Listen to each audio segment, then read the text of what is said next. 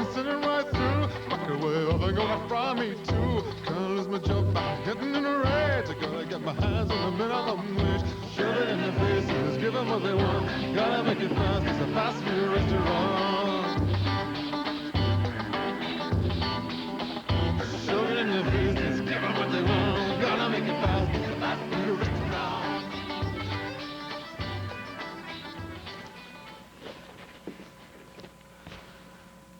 Good evening. Thanks for joining us on this beautiful September evening. I'm Mike McInally, editor of the Missoulian. We're here tonight in what actually used to be the Missoulian's press room back when we were in this old building some 15 or 20 years ago. Nowadays, it's MCAT Studio. I'm here for the first of 3 live City Council forums. Joining me for this half hour are 2 candidates for Ward 3. Over here, on my left, is Bob Lucino. On my right, the incumbent, Luann Crowley. Thanks for joining us tonight. I appreciate you taking the time to be here. Let's start with you, if you don't mind.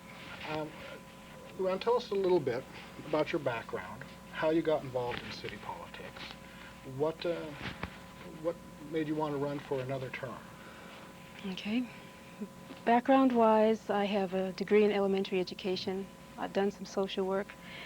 And then I found I didn't really want to stay on the straight and narrow, so I did a number of things. I've waitressed, and when I moved to Montana, I became involved in starting the hospice here, which was a way of kind of coming to grips with my father's death.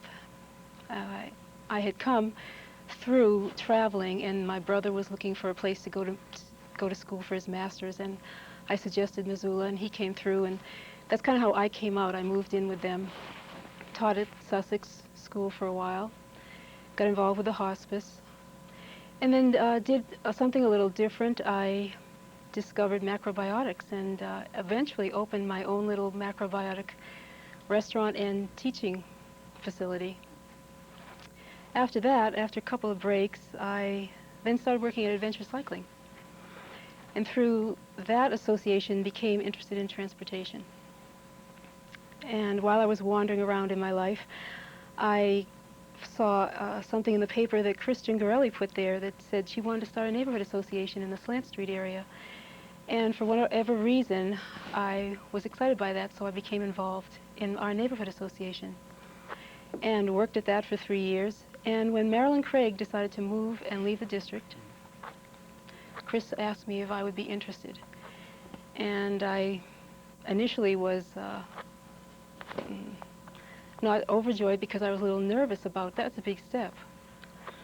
But since Marilyn took 5 months, I got up enough courage and went through the application process and eventually was appointed. Okay. And now the reason I guess I'm hooked.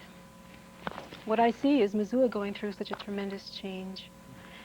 And when it goes through that transition and comes out the other side, I want it to still feel like Missoula. And I feel like I have the energy, and I'm worked up enough about the changes, I'd say, to want to put the time in. Listen to the speeches, do all that. And I'll tell you something, when you get to be the voice for people, and you connect with the issues that they're interested in, and you get to vote, and feel like you're speaking for a group of people, it's quite an honor. It's a very humbling experience. Okay. And I enjoy it. Before I forget to ask this, what are the boundaries of Ward 3?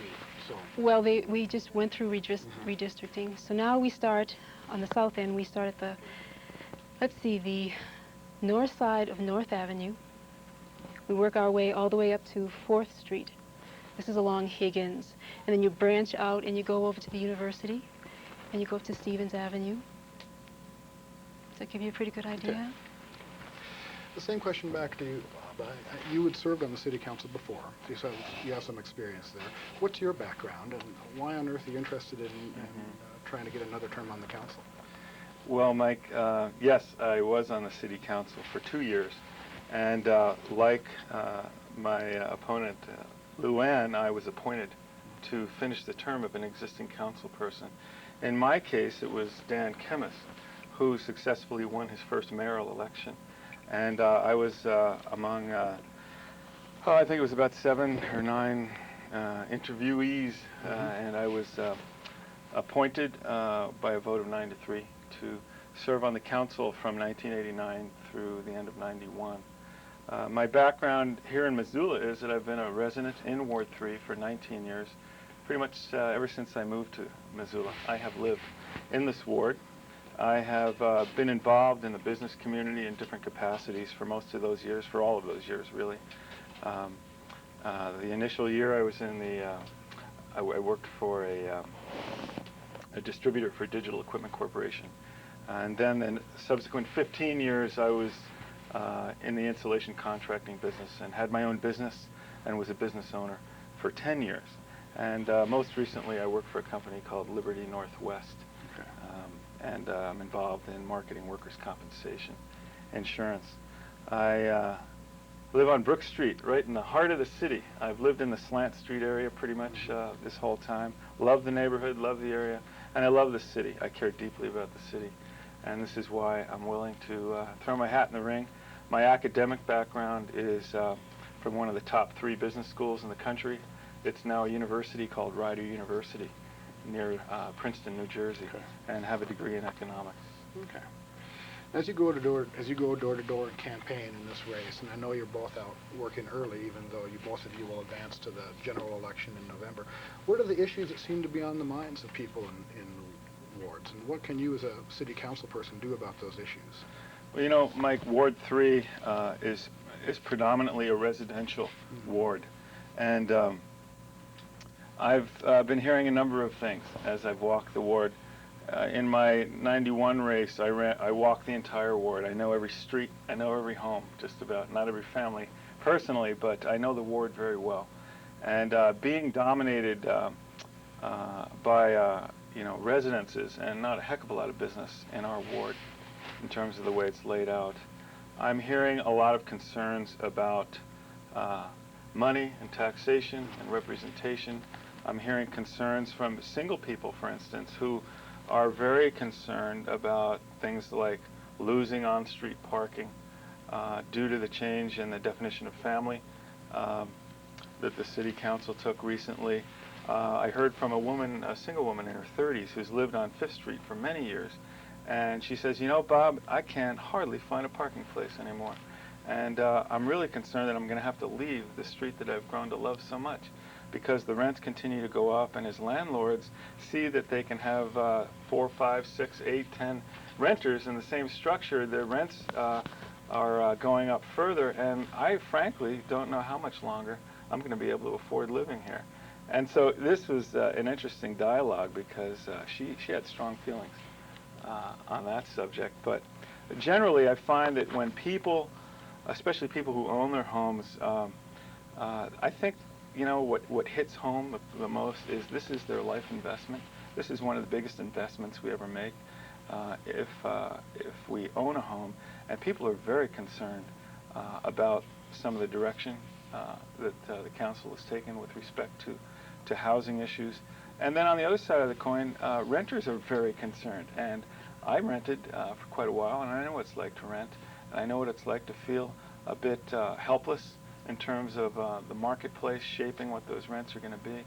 But I'm hearing a lot of concerns about the basics, the essentials, money and quality of life in my neighborhood, in my house, concrete things like noise and my pocketbook, and does my elected representative understand my concerns as a homeowner or as a renter, and do they understand that I've lived here for 30 years or 40 years and I don't really want so much urban infill in my neighborhood that it will impact me in negative ways.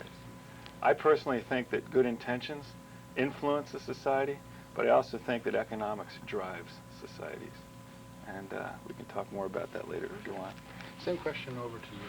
What are people telling you as you campaign and go door to door? Well, some of the same things that Bob has mentioned.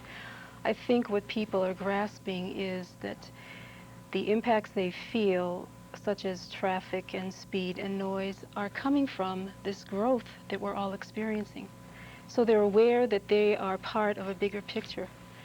But when it gets right down to it, what happens to them at night when everybody else leaves town and the house that's rented to some folks, more folks than you'd think belong in there, have a party or something, they want to know what to be able to do about that. And when somebody comes down their alley speeding because they're trying to make a break and not have to deal with traffic on Brooks, they're concerned about that because that impacts them greatly. Some people have been hit out in their alley. Bob mentioned the family definition. Well, that was done in 1996, and actually the people in Ward 3 have been trying to get that back in as a focus on the council since then. But what's happened is that the administration has come out with something called Citizen Guide to Municipal Codes. And there's also something from Montpurg on how to be a good neighbor. And what we're trying to do in the interim before we come up with something to replace the family definition is look at a way of giving people power in their lives so they don't feel powerless. And this addresses all the codes, for instance, the landscaping, junk cars. I mean, this is what I've heard. Noise, parking on city streets, things like that. So that they have a way to at least alleviate the problem for now. Okay. What would be your priorities? What have been your priorities on the council? What would be your priorities in a new term? Well, I think this growth is what's driving everything else. And so I think planning is the key. Planning and focusing on keeping neighborhoods intact.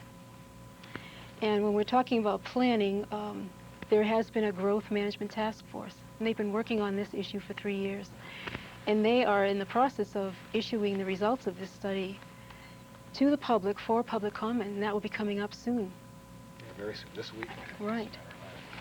And they have invested in what they call these 10 tools that try to address and manage the growth that we are going to be experiencing. Okay. We'll come back to growth management in a little bit. I wanted to turn that question back to you. What would be your priorities on the council? Well, Mike, I think it takes, and I think perhaps Luann would agree with me. In my case, I was on the council for 24 months, 2 years, and it takes about that long to understand the intricacies of how this city works, and in terms of developing rapport with city staff, paid professional city staff, understanding the taxing mechanisms and all the things that make a city work. And so when I was on the council before, I guess my concerns at that time, and they still are, that Missoula is a place that has always been growing. I have always recognized that. We talk about growth now as though it's something new almost, but in fact, Missoula has been growing since Mr. Warden set up the Hellgate Trading Post. Certainly we have spurts, and we've had a real aggressive spurt since 1989 that perhaps might be softening up a bit now, if housing is any indication in terms of prices and what I'm hearing from realtors. But my focus and my priority is simply this. We have a representative government in Missoula, and I really like our form of local government. I like that citizens have an opportunity to have an elected person from their neighborhood, from their ward, listen to them, be their mouthpiece, and then also make decisions that are in the best interest of Missoula as well. And my reasons for running are these, and they're quite simple. I don't feel that the Missoula City Council adequately at this time represents all of Missoula. Missoula is a complex, diverse, interesting place that can be fractious, and for that reason the City Council can be that way. I don't think the City Council has always been a smooth place to work because of who we are and our community profile. But right now I think that Missoula deserves, and all the citizens of Missoula deserve, to be heard and represented as proportionately as possible. And so my concerns, back to your initial question, are simply that I would do my part to ensure that Missoula would be and continue to be a wonderful place to live and work in the same place, and to raise a family if one is raising a family, or to live as a single person or whatever. It's the quality of life that's attracted all of us here.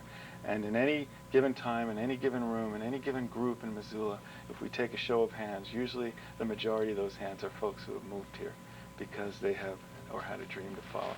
And so my focus is back to basics. Let's have a city council who treats one another with respect, who can work together, although there may be different points of view. And I like a board that has different points of view. You get spicy discussions and you get intelligent decisions, I think. But when a council regresses where there's this camp and that camp, and where citizens come to a public hearing, as with the Mansion Heights initial vote, and felt ignored and felt that their concerns weren't heard, I think we need to listen again, and we need to listen to the people. And so I'm so thankful that you've put this forum on, and Jeffrey Smith has, to give Luann and I a chance to talk about some of these issues. Okay. Let's talk specifically a little bit about growth management. As Luann was mentioning, the Growth Management Task Force has been laboring now for years and is beginning to roll out some of the tools that the task force believes are good tools to manage growth. What are your thoughts on growth management? Are these tools the right tools, or what's the best approach? Yeah, to I think growth? we're certainly headed in the right direction. I'm real glad that we have a growth management task force. I'm glad we have people that have been doing some hard work.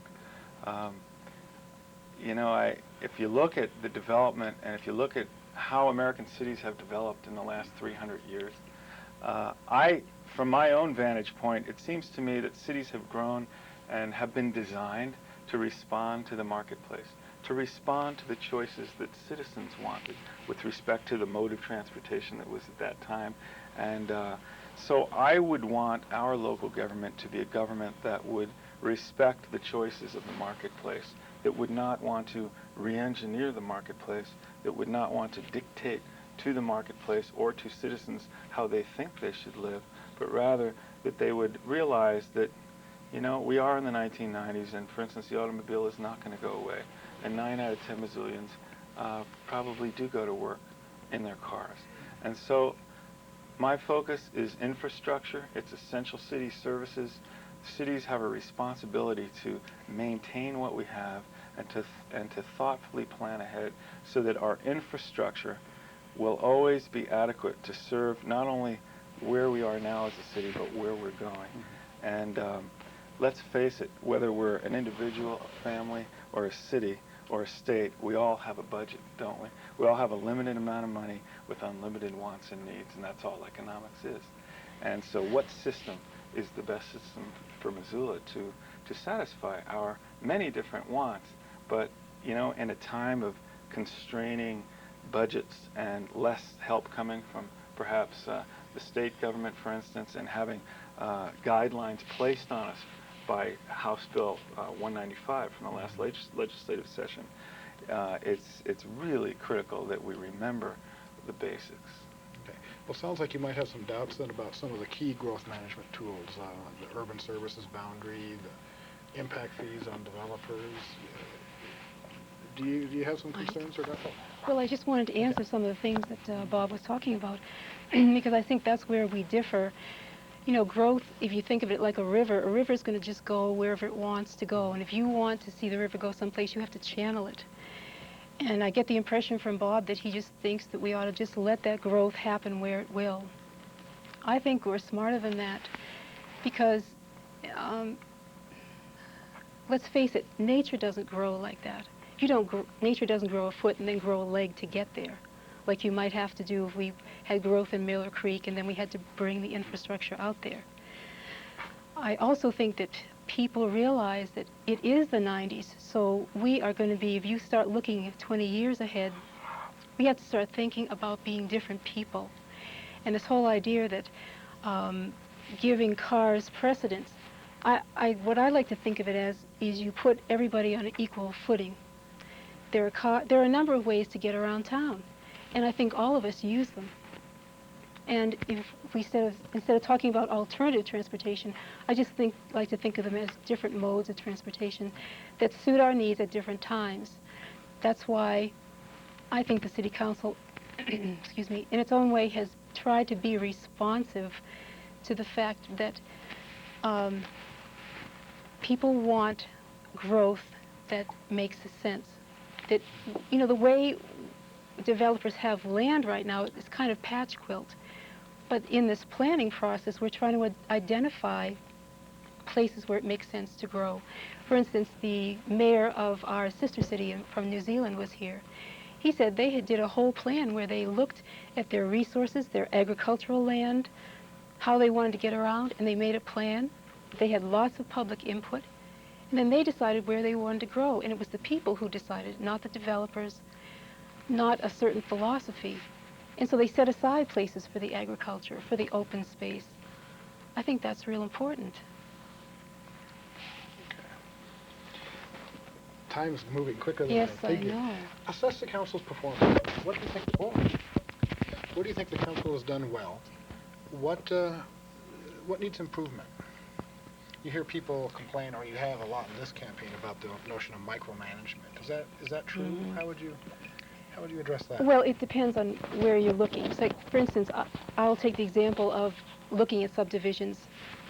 It may appear that we're micromanaging, but again, we are in transition. We are operating off old subdivision and zoning regulations. We are trying to move towards something, a way that Missoula can feel like Missoula and yet incorporate all this growth. So, for instance, when you come to things like lighting plans and drainage and landscaping, you know, for instance, when we worked on Albertsons, we spent a lot of time with those folks, and we found them to be cooperative, and we were able to work out things together so that you incorporate commercial, residential, that you have an aesthetic feel to something. And that's what we want to do, and that's what we have instilled in the staff, you might say. But those things aren't on the books. And so in order for me to feel comfortable, I mean, there's a natural tension between the people who want to develop and the people who have to live with it and the people who have to govern. And we have different motives. Those folks have a bottom line they have to meet. We're more interested in seeing the growth come, but we have to protect public health and safety, and we want it to be a nice place to live. So that's why we're in there working with them. It does seem sometimes like we are micromanaging, and maybe we are, but we're also creating policy that has to go to the planning board. Then we can let it go. Then it's policy. Okay. But for now, I think we have to be in there fighting. Okay. Are there things that frustrate you about council and the council's performance? Things that you would work to change in another term? Well, I think it's just up to each individual council member to figure out what they have to learn, how they have to get along.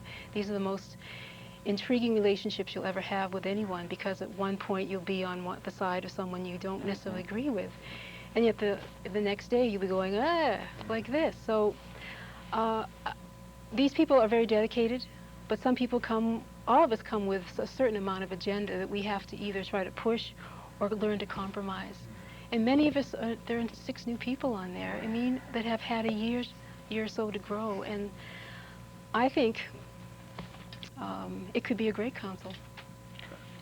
Well, what do you think? How would you assess the performance of the council?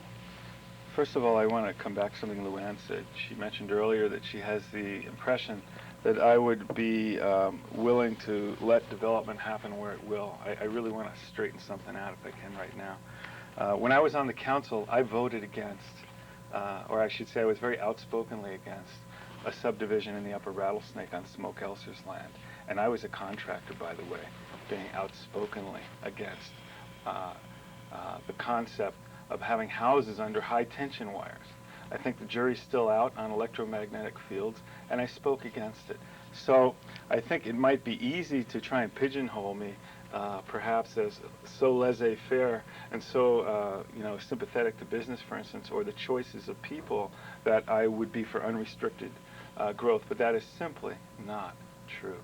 And my record shows it. When I was on the council, I see myself as a moderate, and if on the council, I would be a very good listener, and I would be very careful in my votes to recognize that as human beings, sometimes we let our selfish nature run ahead of what's in the best interests of people. I think we all have that in common. On the other side of it, I would be very careful to want to see and want Missoula to be developed in terms of its best interest. And so what I'm saying is that I have the capacity to vote against a subdivision as much as vote for one. And in terms of growth in general, Luann mentioned earlier that we're in a period of transition, and I want Missoula to be and look the same as it did. I'm paraphrasing, maybe not an exact quote, but I want it to be similar as the way it was when we get out the other side. I don't think we ever will get out the other side. Communities are always growing. They're dynamic, and we never fully come out the other side when it comes to the growth of a valley or a city.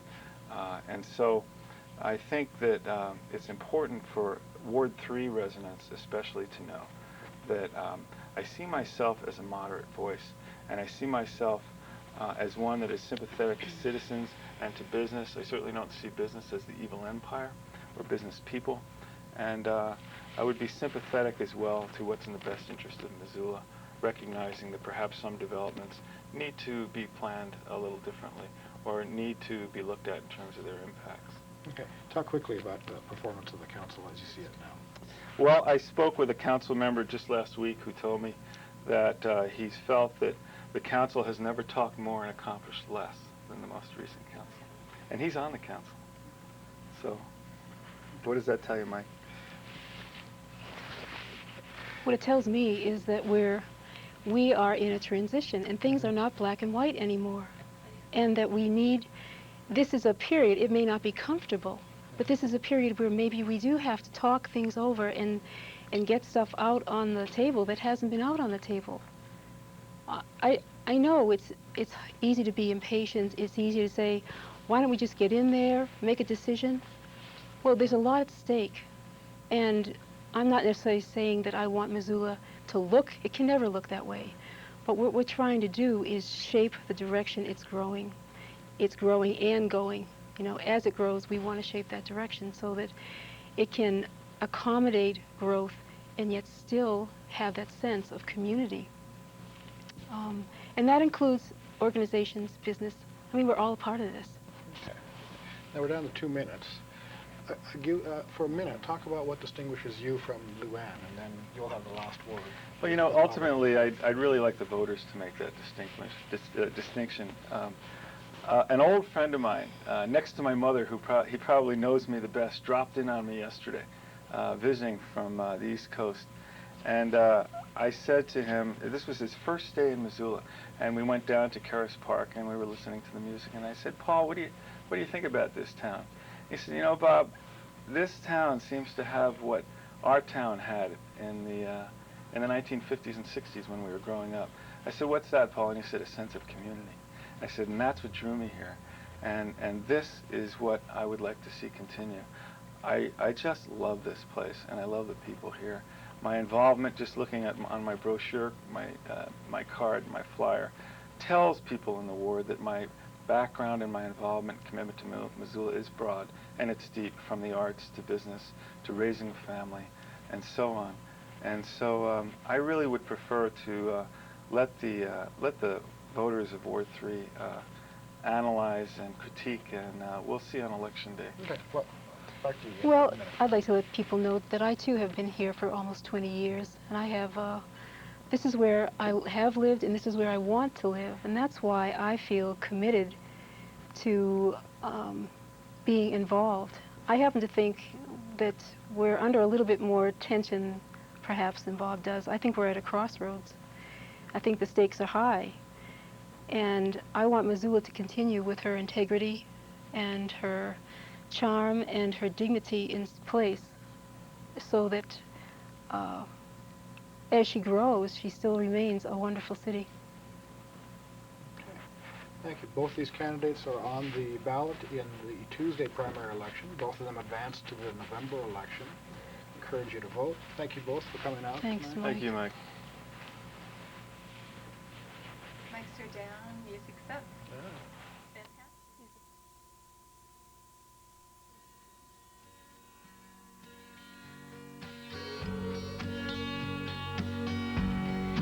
See what you lost when you left this world. This sweet old world.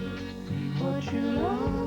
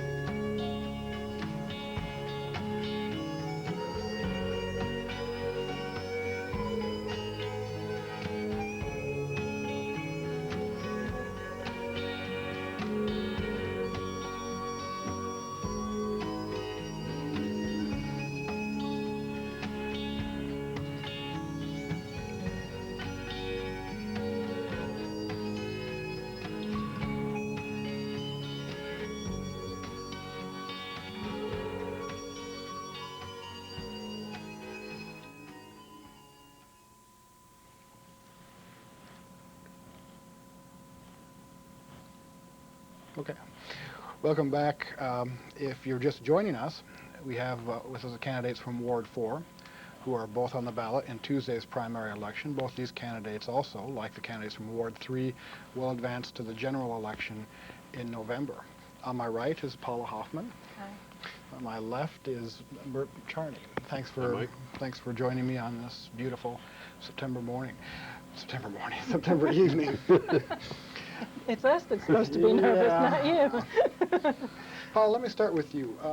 Talk a little bit about your background and how you got involved in city politics and what has possessed you to run for the council. Okay. Actually, I never was really involved in politics too much until I came to Missoula. And Missoula has such interesting politics that it was a great spectator sport for me. I've worked at the YWCA for the past 7 years, and in my job there, I had to be aware of federal, state, and local policies that were being made, and so I was, and it just became more and more interesting. I started watching the city council meetings on MCAT, and I enjoyed that. Got to know several people on the city council and around the city government and county government through my work at the Y. And then when Doug Harrison decided not to run, I thought, aha, here is my opportunity. People had said, oh, well, why don't you run? And I was kind of like, politics is not my bag as far as being directly involved.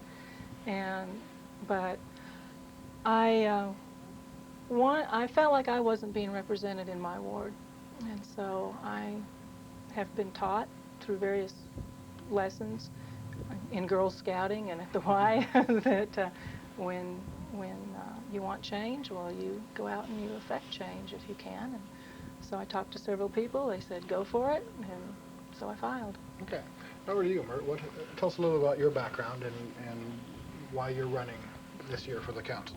Well, I've been in politics for about 30 years now. It was 1967, 30 years ago. This month, as a matter of fact, that I was sworn in as mayor of Juneau, Alaska. And that was after an 18-year highway department experience, 14 years with the state of Minnesota and 4 years with the Alaska Department of Highways. And we had a change of governors, and I found out that he wanted his own person. And so I was terminated and decided to run for mayor of Juneau and was elected. Since that time, I've held a lot of political appointed positions, including state budget director for the state of Alaska and director of the Alaska Legislature, Legislative Affairs Agency, for 9 years prior to my retirement. And I've been in Missoula for a little over 4 years now. 2 years ago, I ran for the city council for the same ward and lost to Larry Anderson. It was an open seat at the time. Again, I wasn't planning on running this time until Doug Harrison said that he was not going to run. And I got called up to go to lunch, and there was Doug Harrison and Larry Anderson, my opponent from 2 years ago, as well as Jack Reedy and Al Sampson. And the four of them asked me to run this time. And so I said, okay, I'll need some help because I threw all my stuff away from 2 years ago. But so I'm making another run at it. Okay.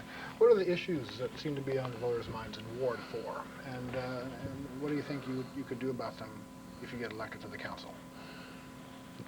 I think the council in representing Ward 4 has been represented well by Bob Hermes and Doug Harrison and now Larry Anderson. I can't think of very many votes that I would have voted opposite, probably for the acting mayor position. They voted for Doug Harrison, Larry Anderson did, and I probably would have voted for Al Sampson. And outside of that, I think they represented Ward 4 on practically all the issues very well, and I probably wouldn't have changed my vote in the issues that have gone by. What I see as Ward 4 voters wanting is common sense government, especially 2 years ago, or last year, the voters of Missoula and Ward 4 approved a nonpartisan council. They've had enough of the politicking, and that's why I was happy that 2 Republicans and 2 Democrats asked me to run, because I really want to be a nonpartisan city council person. I don't have any fixed agenda. I think the people want common sense. I'm willing to listen to the people and represent Ward 4 as they want me to represent them. Paula, what issues stand out for you as you go and campaign among the houses of Ward 4? What are people telling you there? Well, as I've been going door to door, and I've knocked on over 1,000 doors already, and I don't know how many people I've talked to. I haven't exactly counted that many, but several hundred by now. I hear people saying that they want Missoula to retain its flavor. Like, I think just about every city council candidate has said that. They're for that, and they are concerned about traffic. They're concerned about crime. They're concerned about open space. They want to have open space down on the flats.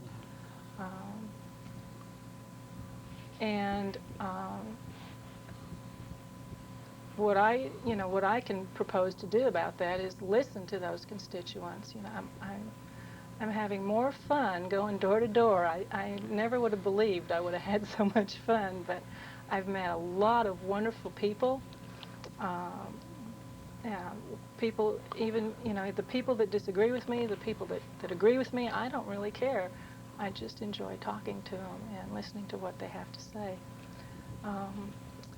So I think the people have the solutions in mind, and that's why I like to talk to them, because they have some really good solutions. I don't have all the solutions. I'm just, one person. I have one sort of like, I see the world from my point of view, but when I see it from other people's points of view, then I have a broader perspective, and I think then can make better judgments on what they want and vote in kind.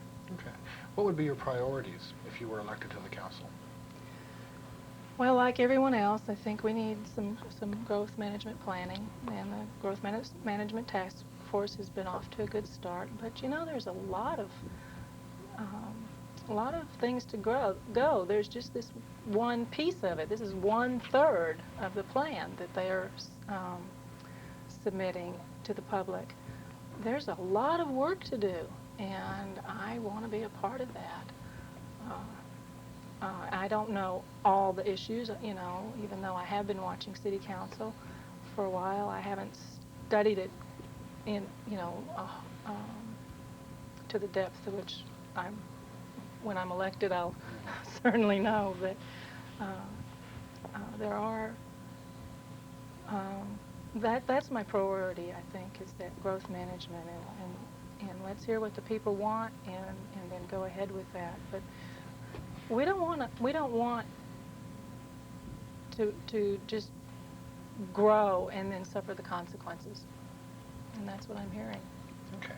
We'll come back a little later and talk about growth management. I hope. What would be your priorities if you win a seat on the council? I think that my top priority would be the essential services for the city. The fire department, the police department, the street maintenance, the essential services the city must provide, infrastructure. Our greatest asset, Missoula, I think, are the people of Missoula, and they have to be provided the services and the safety and the health that they deserve. The second asset I think we have, the greatest asset we have in this community, is the business community that provides the jobs and the economic base for the citizens that I talked about as our first asset. And so that we can't be a hindrance to the business community because they have to succeed if people are to have jobs in this community in order for Missoula to continue to be. Missoula and all cities either grow or they die. And for Missoula to grow as it has, it cannot have a reverse project that puts hindrances on the people or on the business community. Well, if you're watching the last half hour, and I suspect you probably were, you know that the Growth Management Task Force is rolling out some of its work and some of its key tools that it sees as being essential to manage growth, include items such as impact fees for developers, urban services boundary. Are we going about managing growth the right way? Well, I'm glad they're studying this. I'll be interested to hear what the public has to say about it. Not going in with any foregone conclusion. Philosophically, I would probably be in favor of some sort of impact fees. Probably be against drawing any lines around urban center. I think that's too much restriction on the people. Missoula has been growing over the years. People have bought property where they want to buy. Another important thing that the citizens of Missoula voted in last year was the neighborhood councils. And I look forward to the establishment of those neighborhood councils and listening to the people from the various neighborhoods telling the council what they want. So any fixed agenda that I have on growth management, I'll listen. I'll listen to the people, hear what they have to say during the public hearings on this. I'm glad it's going forward. We do need a comprehensive plan. There's no question about it. To what extent? I'm going to listen to the people. Okay. Paula, do you think the city's going about growth management in the correct manner? You've been watching the work of the task force for a while, I would imagine. Mm-hmm. Yeah, I do, because they are getting input from the people. Mm-hmm. You know, there was a committee composed of many facets of the community that put this task force together, and now it's going to the people for their input, and that's what's important. Is the people get the city that they want. Okay. Now you've watched the council Mm-hmm. on MCAT for years, if I understand your answer correctly. What does the council do well? What are the areas that need some improvement? And three, I guess you don't have to answer this question, but how would you rate the MCAT coverage of those city council meetings? Well, let me answer the last question first so I don't neglect it. I am so appreciative of MCAT for covering city council meetings and other meetings. I worked with public access back in Fort Worth, so I'm familiar with what public access has to offer, and don't know if I ought to say this on the air, but one of the reasons, major reasons I have cable is to watch MCAT. I can't get it any other way, and so, you know, I really do appreciate that. Now the city council. Well, I think the city council, what do they do well, and what do they need work on? What I love about the city council and about Missoula is the diversity, the diverse opinions, the debate. You know, the yin with the yang, the tension. We need that tension. We need the debate. We need to hear all facets, and then we can work to a common solution that people agree with. If we can hear all the diverse opinions, it's when we don't hear the diverse opinions, and then somebody goes off disgruntled because they weren't able to tell what their opinion was, and so they don't feel heard. That's when we get into trouble.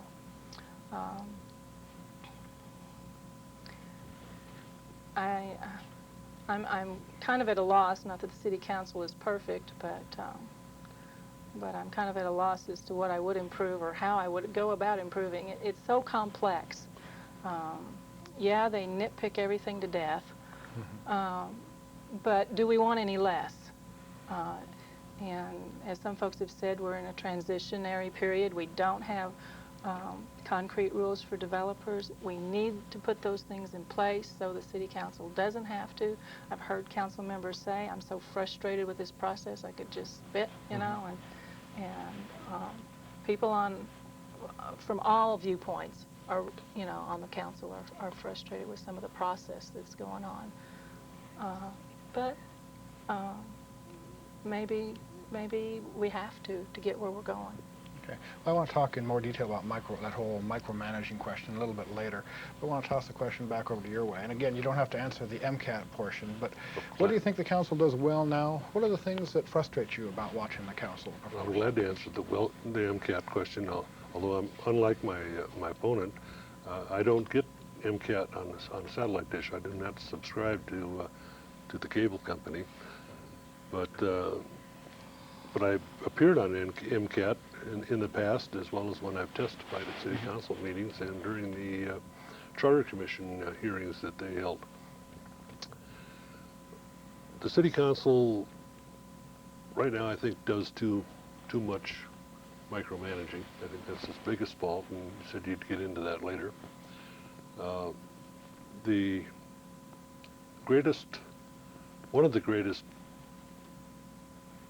burdens and responsibilities of the city council is to establish the annual budget, the annual appropriation.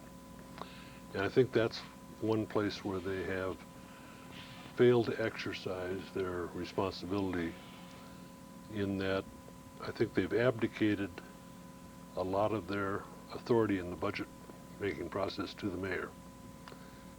And the mayor's budget is what they work from. They don't get to listen, I don't think, to as much as possible to the department heads, the program managers, and I think the mayor has his own, the previous mayor as well as the current mayor and the current budget,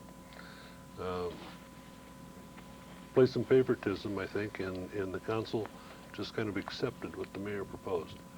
And I know there was a beefing up of the mayor's office prior year under the previous mayor, and again, that the council pretty much rubber stamped the mayor's budget.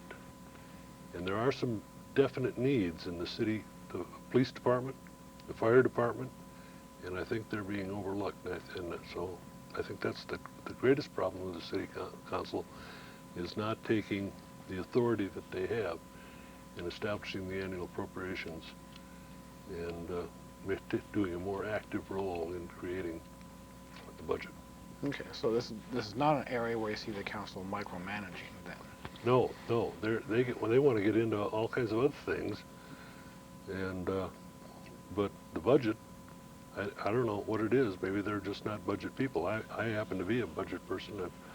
As I said, I was a state budget director for 4 years in the state of Alaska, and I know how important the budget is. Now the current mayor now is talking about a zero-based budgeting in some areas for next year. Well, zero-based budgeting was a coined phrase, came out of the early 1970s and out of state of Georgia, matter of fact. There was a consulting firm, Management Analysis Corporation, that was hired by then Governor Carter to revise the state of Georgia's budgeting system, and they came up with what they called zero-based budgeting. Zero-based budgeting had its day for maybe about 4 or 5 years, and it's passé today. Program budgeting and performance budgeting is things today. And so for the city department heads to have to go through a zero-based budgeting process next year is, it's crazy. You're not going to zero out the police department. You're not going to zero out the fire department. You're not going to zero out street maintenance in the city. So why should they have to go through the exercise of establishing a zero-based budget? I just think it's asinine, and we've got to do a better job in the budgeting area. Now, you said in some areas you think the council is micromanaging. Why do you Right. think that is, and how would you get the council away from doing that if you were elected? Well, I think there's probably too many members of the city council now that have a foregone agenda, and that there are certain things when they were elected that they wanted to accomplish in the city without regard to the people, what the people want, and not listening to the people. And that Mansion Heights up there in my ward is a great example of that, especially when you know, you can't say anything about what happened prior in the 80s when that subdivision was previously approved, but here you have a developer that came in with the revised plan and reduced development, more open space land, and the city council, I think a lot of them because they're anti-growth, refused the alternate plan and by doing that went with the original plan, which would develop that whole hillside out there. Only through the hardness, I think, of the developer, who then agreed to negotiate. The city council negotiated on the day of his wife's funeral and refused to postpone the meeting. So from his wife's funeral, he had to come to the negotiating meeting, but he still negotiated and was willing to accept again another reduced plan. And so by the city council taking the original action, it was only through the goodness of the developer that vote happened to come out okay for them. But you know, that's some of the micromanaging that I think they're doing. You know, they're nitpicking about on the Eagle Hardware development, about how many bushes and so forth are in landscaping of the area is going to be. Wow, you know, if they've got nothing better to spend their time about arguing number of bushes and trees that have got to be put in a development, and you know that there's some secret agenda that they have going in if they're just making up excuses. Let me turn the question over to Paula. Is it too much nitpicking? Is some of that called for? What do you think? Is it a case of micromanaging out of control, or is some of that, do you believe, necessary for what the council is trying to do? Well, I think until we get a plan in place, that some of this is really necessary. One of the Mansion Heights debates, and I was at all of those meetings, I think all of them, but a great majority of them, they're with the Plan B and the Plan C. One of the debates was boulevards and streets and how to arrange that. Well, I live up on Whitaker, and I know how much snow gets plowed onto my sidewalk after I have have already shoveled, and you know, some of that stuff is necessary, you know, and the fire marshal asking for sprinkler systems in all those houses because the fire marshal didn't think he could get his trucks up there in the winter. You know, some of that is necessary for our safety and health. Yeah. Okay. We're down to just a couple of minutes. Talk briefly about what makes you the better candidate, you think. What distinguishes you from Merton? Oh, they always ask us that.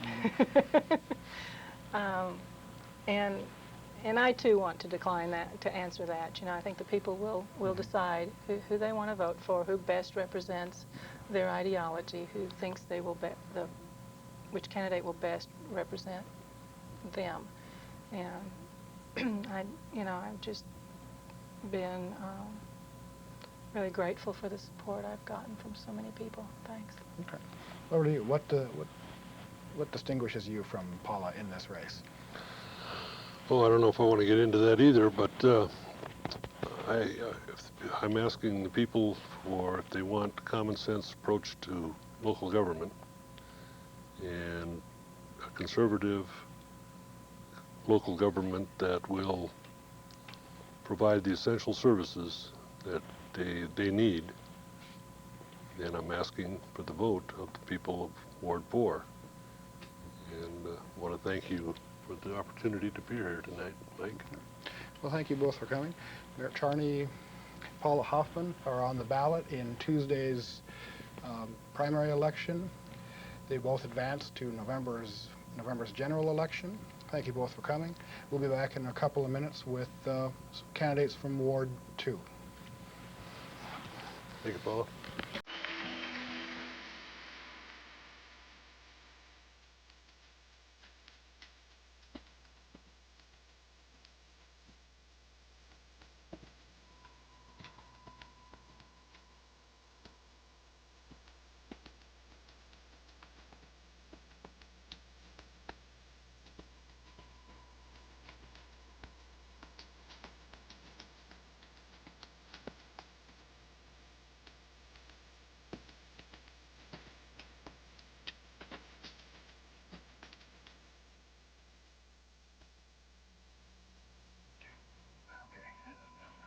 Okay, it's not Sunday morning.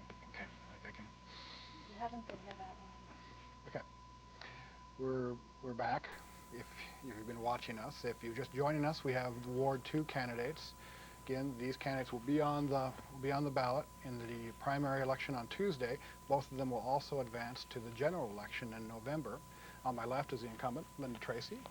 On my right, Jamie Carpenter. Thank you both for coming tonight to talk about the issues and why you're running for the city council. Linda, let's start with you. Talk a little bit about your background and how you got interested in city politics and what prompted the initial run for the city council and why you're going for another term. Well, I moved here 7 years ago to marry someone who was from here, and I had had the chance to live in a lot of different places around the United States and in other countries. And when I moved to Missoula, I instantly fell in love with this place, and at the same time I recognized some of the signals of some change. And that was at a time when we were just beginning to have a great building boom. And I recognized that we had not put into place some of the plans that would help us continue to have the quality of life that we now enjoy, that would help us continue to have a there here, to have a sense of Missoula. And so I would find myself watching the city council meetings on television on Monday nights, doing the same thing here that my dad does at home when he watches the football games, which is propelled out of my seat, gesticulating, talking to the television, saying, no, where are the important questions? You know, how can we have to take a step back here and take a look at what it is that's important here. And I didn't hear the kinds of questions being asked about growth management, preserving our air and water quality, transportation issues. And so I decided that the best thing to do was to talk to my city council representatives at the time. One of them was not interested in those kinds of issues. And so when her term was nearly over, I went to other friends of mine, other people that I knew in the ward that I respected, and I said, let's do something. We need to have change. We need to be looking at these kinds of issues, tackling them head on.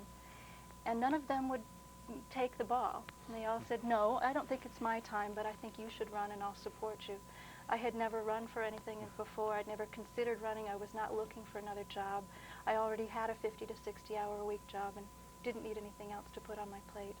But in the end, I decided that if I cared about these issues, I couldn't sit on the sidelines. I had to pitch my hat in and work for them. And I've been honored to have the opportunity ever since. Okay. Jimmy, how about you? A little background about you and what has prompted your city council? Kind of stuff. I think that my background as far as politics is zero. In fact, I've had to learn a lot since I've decided to run for city council. As far as my background personally and professionally, most of my professional background has been in photo finishing. And then I raised a family, I'm still raising a family. And recently, I guess in 1993, I founded a construction company that is basically remodeling, makes homes and businesses handicap accessible. And that is really where my heart is. It's always been my passion. So this, whole election thing has definitely created a whole new passion for me. And I was asked, I was approached by both Republicans and Democrats to come and run, and at that point I didn't have a clue, so I really had to dive in, and these particular people would not tell me what they thought. They said, you go find out for yourself. So I went to Portland. But yeah, it's just been a learning experience for me, and I'm excited. Okay. What, as you campaign in Ward 2, what issues are people telling you are most important to them? And how do you think you would react to those issues if you were elected to the council? Annexation is a big one. I've heard a lot about that. A lot of people are concerned. They're being annexed into the city, and they feel they're not getting anything for the money that they're paying. And I know that takes time, and I think they do too, but they're concerned about the cost of adding sewer to their home and that kind of thing. And also, I think that there's a lot of people who are not feeling that they're being represented. There's a big majority out there who I feel I've come to realize are feeling neglected. Okay. Linda, what are the issues that are on top of the voters' minds in Ward 2 as you go door to door? Well, there are particular neighborhood issues that are very local to the block or the particular neighborhood where someone lives, but by and large I'd say that we have the most diverse ward in terms of land use and in terms of the types of neighborhoods. We have some of the oldest, the original neighborhoods in Missoula, some of the wealthiest neighborhoods, and certainly some of the poorest. One of the critical issues that I'm hearing about are people who are unable to be able to afford to own a home. And yet they're paying as much in rent, or if not more, than I pay in mortgage. So the difference between me as a homeowner and some of the people that I've been talking to is the difference between a down payment, or the difference between having an understanding of what it takes to buy a home, or having an understanding about how to put your own credit history in its best light so that you can actively compete for a loan package to be able to own your own home. People are certainly concerned about growth. What is it going to mean? What about the traffic? People are noticing, specifically on neighborhood streets, traffic, not just the volume of traffic, but the speed of traffic. People are very concerned about speeding cars and children playing and being able to get out into the stream of traffic safely because it is going so fast. We've begun to see opportunities for slowing some of that traffic down in neighborhoods, and more neighborhoods are beginning to take a look at what kinds of things they can begin to do. And I think that one of the critical things that we're going to see in the next 4 years is really the advent of neighborhood councils. In those areas in our community where, and it's typically an issue that has birthed a neighborhood association, we have had quite a lot of input from those neighborhoods. They're able to actively advocate for themselves. And yet in many other parts of our community, there are no such neighborhood organizations as yet. The neighborhood council issue was on the ballot last June, and overwhelmingly people in Missoula said, yes, we want to have neighborhood councils. So I believe that it's been a challenge in some neighborhoods to actively engage people, particularly when they're working 2 jobs, particularly when our meetings are in the evening, televised by MCAT, which is a wonderful, wonderful community resource, but if you don't have cable, it's not a resource that you can have access to.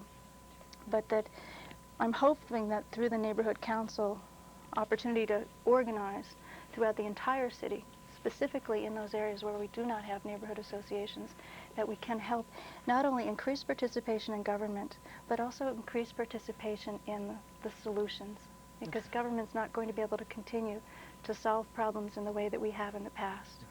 What sort of relationship do you think would be ideal between a neighborhood council and the city council? What do you hope to see develop there? Well, I see a couple of different things going on there. I believe that a neighborhood council can begin to identify what kinds of issues there exist in a neighborhood. Going door to door is a very time-consuming situation, and we now have 2,500 new homes that will be added to Ward 2 south of the river down to 3rd Street. So the ward has grown tremendously, and it would take you more than the entire summer to get around to every single house and have a meaningful conversation with each person. But at the neighborhood council level, some of those conversations can begin to take place. I'd like to see us be able to take a look at trying to have the neighborhood councils identify what kinds of capital improvement needs they have in their neighborhoods. We tried last year to try to bring the public into the capital improvement program process, and that's where the city puts together a plan for any purchase or any construction that's going to be more than $5,000 that's slated to last more than 5 years. That process didn't work very well, and I think partially our city finance director was ill at the time for an extended period and was not able to fully implement some of the things we wanted to try to do. But I believe you need to have an organization there to receive the information and to begin to have discussions within the neighborhood to prioritize what neighborhood needs are, to communicate those back to the governing body who will make the decisions. And I would like to be able to make decisions for neighborhood capital needs that are based on what the neighborhood specifically wants, not just a few individuals who are very vocal. It's great that we have that level of participation, but if we can broaden the net not only to residential neighbors, but also business neighbors and organizational neighbors that are within that neighborhood council's district, I think that we can get a better balance there, make better decisions. Jimmy, what are your hopes for neighborhood councils? What kind of potential do you see there? I think there's a tremendous potential for neighborhood councils. I'd really like to encourage people to get out there and be a part of their neighborhood council, because I've just recently become a part of mine, and I'm learning a lot. I'm seeing that if you don't get out there and get your voice heard, other people are going to speak for you, and you might not like what they have to say. So that's my biggest concern. Also, I'm not quite sure if when we all voted to have neighborhood councils, if we knew we would have to pay for it. So I thought maybe it was, going to be a cooperation of people working together to make the community voice heard. So that's my only concern there. Okay. What would be your priorities if you were elected to the city council? What would be the things that would be top of your agenda, week in and week out? I think that my biggest priority, week in, week out, would be to listen and to hear what the people have to say, the majority of the people, definitely. I think that there's so many different things that comes before the city council that it's hard to say where to start. I know growth management is key, and I have some concerns and some excitement about what's happening in Missoula. And also, I think that looking into the way that we are going to develop and planning for that is probably the most important thing right now. Okay. Linda, what have been your priorities on the council, and do you see those changing if you get another term? Well, I went back and found the old examples of my campaign literature to take a look to see how I had done. 4 years ago, I had promised that I would work to try to protect what we treasure about Missoula. And so we initiated an open space bond. I think what a lot of people don't realize when they hear the words open space bond is that it's more than just the views and vistas that have been the two first purchases, but it's also parks and playing fields that are badly needed, particularly in Ward 2. We do not have enough playing fields for our community, and in Ward 2, south of the river, there are no parks whatsoever. So I believe that we need to continue to look at the remaining bond money and see how we can best use that to leverage that toward neighborhood parks and more regional parks, as well as the playing fields that we need. I think, however, the biggest single issue, though, is growth. And growth fuels everything. Growth is what makes us realize that the open land that we now have that does not have building on it, that may be a children's playfield that's become an ad hoc children's playfield in the neighborhood, could any day be turned into a new home or a new subdivision or a new business. That we need to be able to identify what we need to protect, what we want to protect, and for what purpose, and then to work collaboratively with landowners. We need to be able to plan for how we're going to grow, how we're going to build neighborhoods where people want to stay, where we have a sense of community that is built within the neighborhood and strengthens the fabric of our community citywide and in this region. So our next steps, and we've worked for the last 3.5 years toward this goal, are to work to change or update our comprehensive plan, to update our subdivision regulations and our zoning regulations. They, at this point, don't serve us well in terms of trying to make change. As I go door to door, people point out to me the building that's been built across the street that's really awful, that might be an apartment building with no windows facing the street, and say, how did that happen? It's because our zoning says this is what you should build. We need to change, we need to modify our zoning to say, no, this is what we need to have in Missoula. We need to look back at some of the old ways of doing things in the university neighborhood or the other neighborhoods where we have identified places that we like, places that might have tree-lined boulevards, might have front porches, but certainly have a presence of face on the street, ways for people to interact, ways for neighbors to get to know each other, but still have their privacy in their own separate lives. So the challenge, I think, is to begin to implement the growth management tools that we are just now in the process of beginning to adopt. Okay, let's talk about that for a little bit. As you point out, we're at a critical point now in rolling out some of those growth management tools. And you've been watching the Growth Management Task Force for the years it's been in operation. And participating in it. Indeed. Are we going about growth management the right way? What are there bets we're missing? Or? Oh, hindsight is always 20/20. So I think there are many people who wish we had begun this process a good 5 or 10 years ago. But perhaps the motivation wasn't there. The critical need perhaps wasn't as strong then. It's been a challenge because it's been an attempt to do something in a consensual way, to involve the 3 county commissioners, 3 city councilors, plus an alternate, the mayor, a representative from the Chamber of Commerce and from the Neighborhood Network. And we don't always see eye to eye, but the challenge has been to recognize that we all live here in this community. We all have the best interests of the community at heart, but we may have different ways of approaching those best interests. And the process has been one that has gone forward in a very slow manner because we have tried to include those voices at the table along the way. Okay.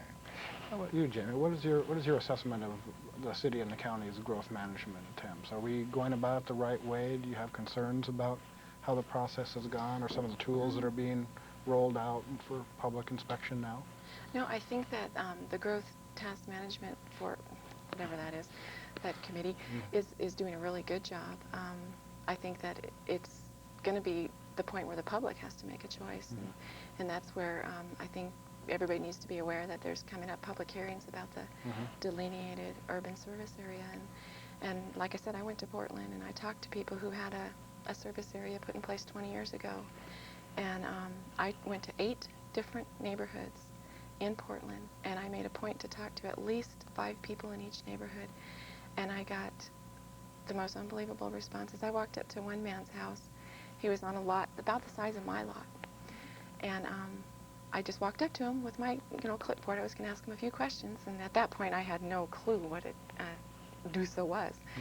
And he yelled at me. He said, "I'm not selling my lot."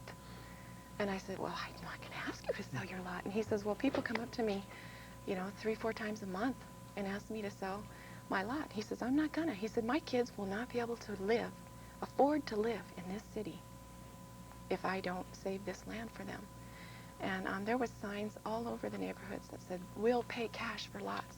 And it's in the statistics show that the property values have gone skyrocket in Portland. Unbelievable the way that the property values have gone up there. And so that's a big concern. I'm real concerned about seeing that service line. And so concerns to the point that you would vote against urban service at this area? point, yeah, I definitely would.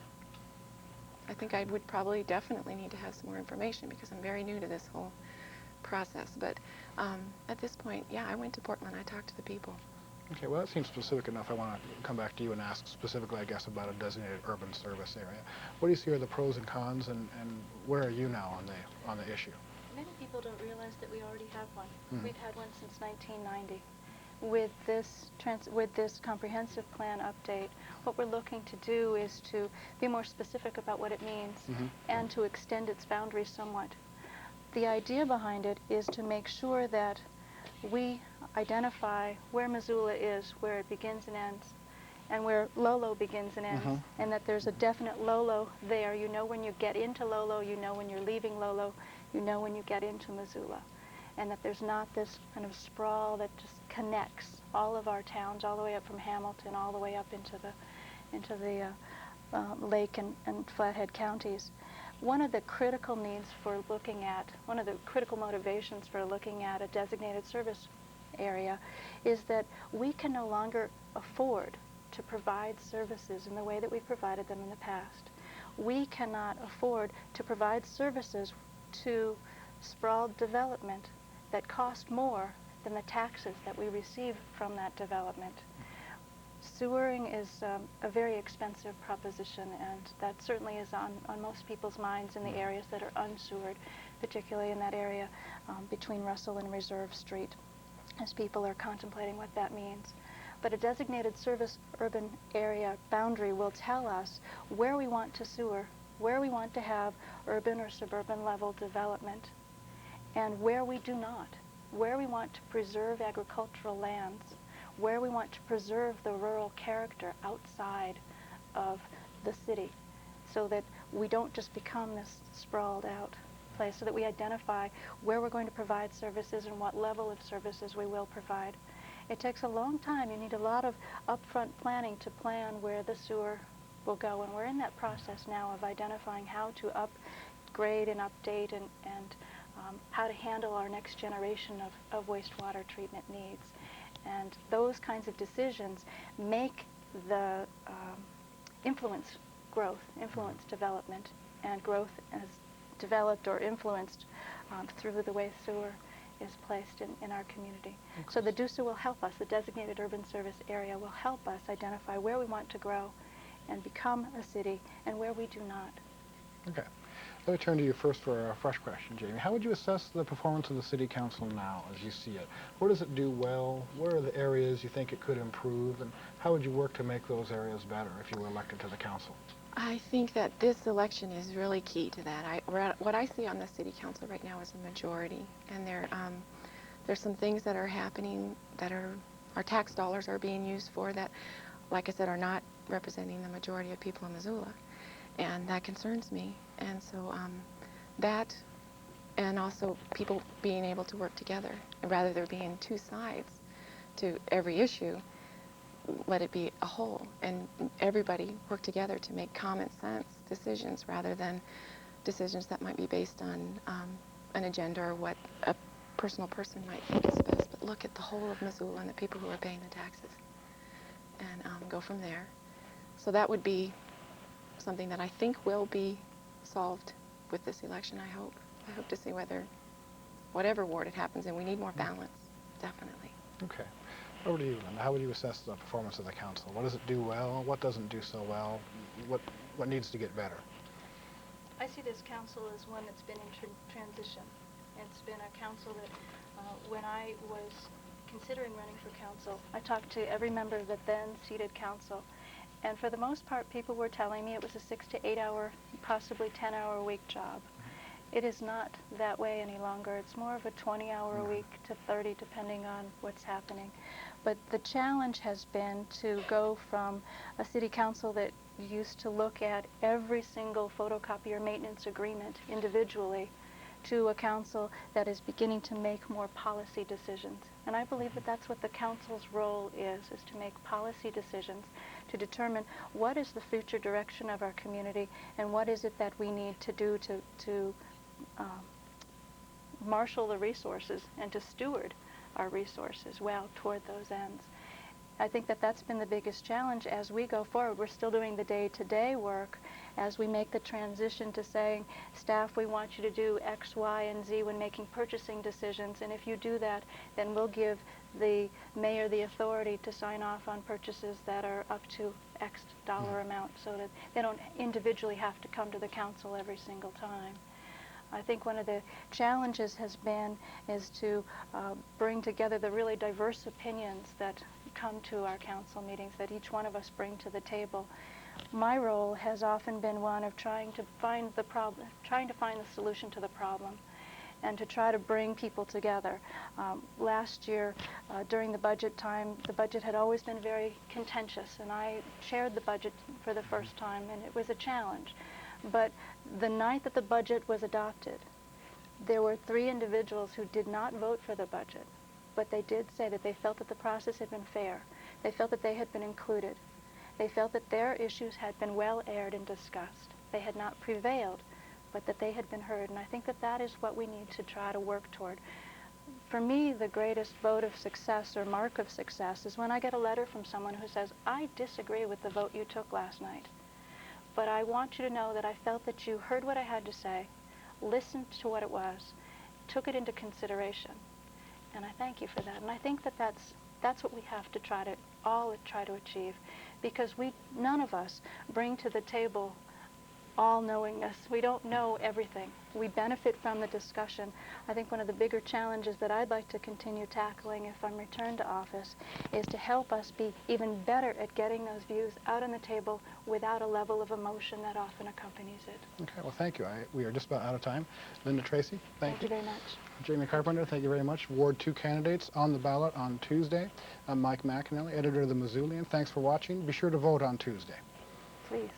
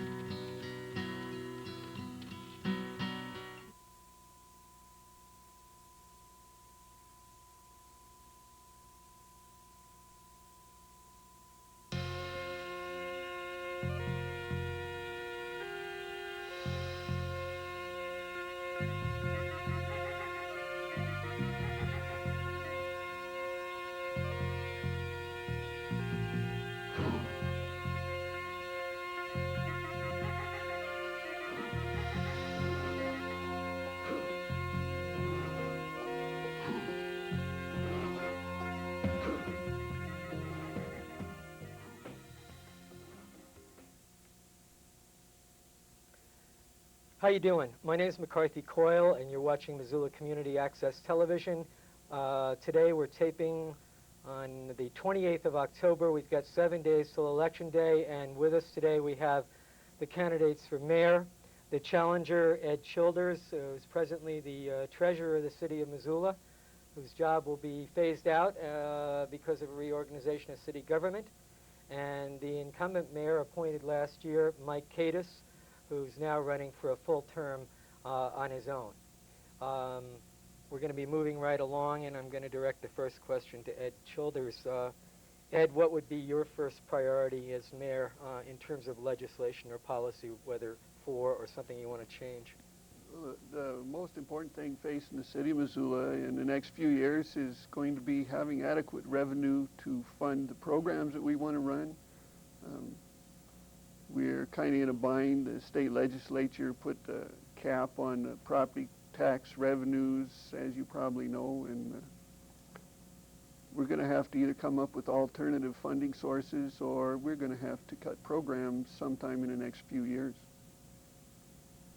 All right. Mike Kadas, priorities.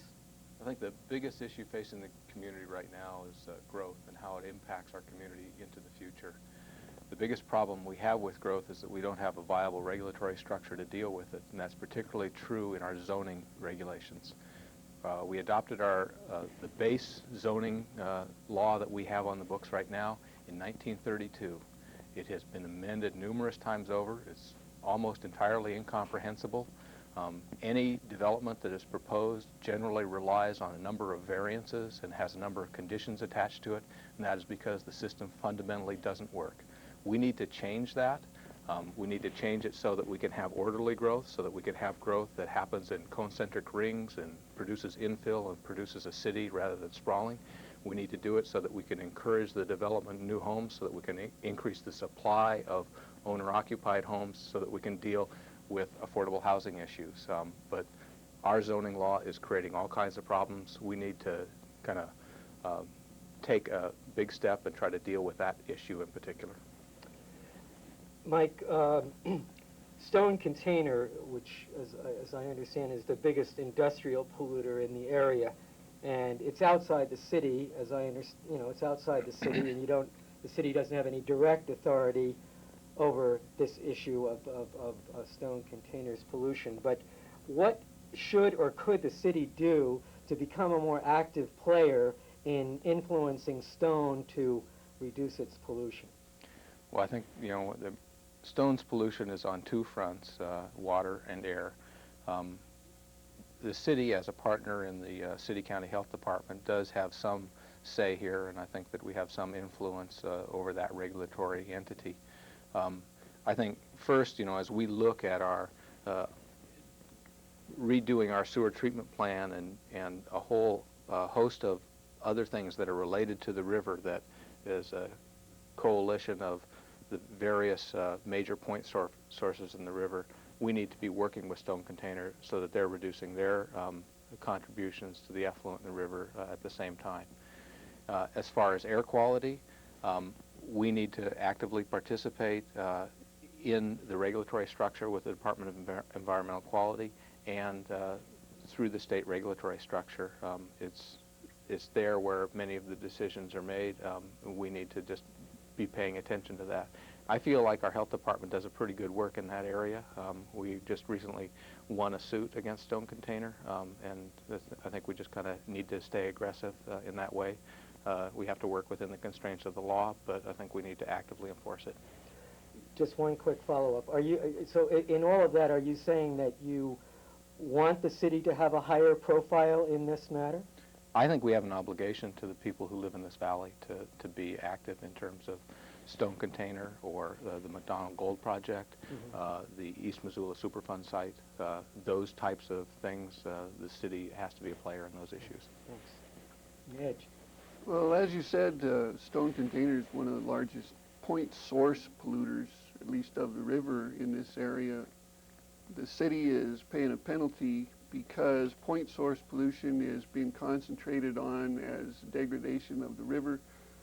Non-point source pollution, such as,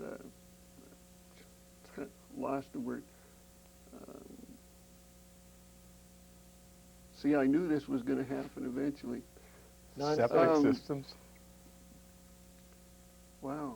Pesticides that are put on farmlands, products that make things grow better. That word is going to come eventually.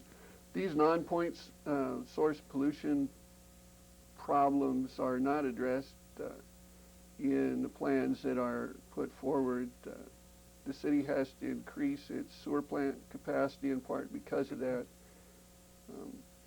As far as Stone Container, if we can try to keep them to live up to the agreements that they've made, we'll be all right. Okay. And Ed, in terms of minority employment in the city, I did some checking, and it's my understanding that there's really no Native Americans working for the city of Missoula, and and we have a black sergeant in the police department. And do you think that in terms of a community, a city, and we're a community, that this lack of minority employment, including policy making, I'm assuming from a community sense that would have finally a deleterious, effect on the community, because different minorities don't see themselves, working for the city in positions and increasing positions of responsibility. Is there anything? How do you think about that, and how can we? Well, two things. One, I'm a little concerned about your sources. I think there's a Native American working in my office. I do think that concentrating on ethnic problems is going to probably highlight them and make them worse. If you can address such problems in a subtle manner, you're going to do a lot better than if you go after them in a big way. So one, you got to check your sources. I think you're probably wrong. And two, if there is a problem, it needs to be addressed in a subtle manner. Okay, my source was the personnel director, Fred Rice, but it may be that I posed the question to Fred in terms of policy-making responsibility, you know, in a job of policy-making responsibility. But he seemed to suggest that the answer was none or next to none. I think that the city has made pretty significant, let me say, some progress in the area of minorities and groups that have traditionally been excluded. I mean, I think that we have 3 or 4 women in the police force, 1 or 2 in the fire department, a number in the main office. We haven't done as well with minorities. I think that there's certainly work to be done. I think it's something to be paid attention to. It takes attention, but I think that we have within the management team in the city, I think, the spirit to deal with that and try to move forward in a positive direction. I guess the other thing I think that we need to always kind of be attuned to is those parts of the city government that have a lot of public interaction, particularly the police force, need to be especially attuned to racial and minority types of issues so that we're doing our best to work with those groups and treat them all fairly. Just a quick follow-up there. Is there something in process now, are you suggesting, like in terms of the police department? I think in terms of the police department, we know whenever we go out and hire now, we try to make sure that we are not excluding women in particular, and we try not to exclude minorities. I mean, part of the problem is that, particularly in the case of minorities in Montana, because Montana is so white to begin with, we don't have a lot of people applying for those positions. Well, it sounds like then it sounds like then a larger problem and a larger potential. I was thinking, when I was thinking about this question, I was thinking about, you know, really big cities where at least where they've seen some results achieved, whereby, for example, in big cities where there's been a big increase in the number of blacks on a police force, then they've seen in some cases, you know, better relationships then between the black community and the police force. So I was thinking that there's quite a bit of interaction in Missoula between the police departments and the sheriff's department and Native Americans in particular. So I think I was thinking of that minority in particular in terms of the police department. Yeah, and I think to the extent that we can find qualified Native Americans who are interested in working for the city of Missoula, we'd be interested in hiring them. Okay.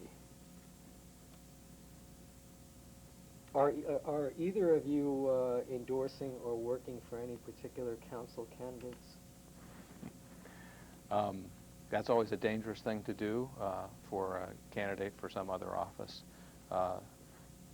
I have made some contributions to some candidates. I've contributed to my friend and hunting partner, Dave Harmon. I've contributed to Linda Tracy's campaign because I think she has done an excellent job on the council of trying to bring people together and wrestling with some tough decisions and making some tough decisions on her own. I appreciate that hard work. And I've made a contribution to Luann Crowley, who I think is a candidate and a council person who's really growing into the job, and I expect big things from her in the future. Ed? No, I have not, and am not supporting anyone. I mean, you're not supporting or opposing anybody? That's correct.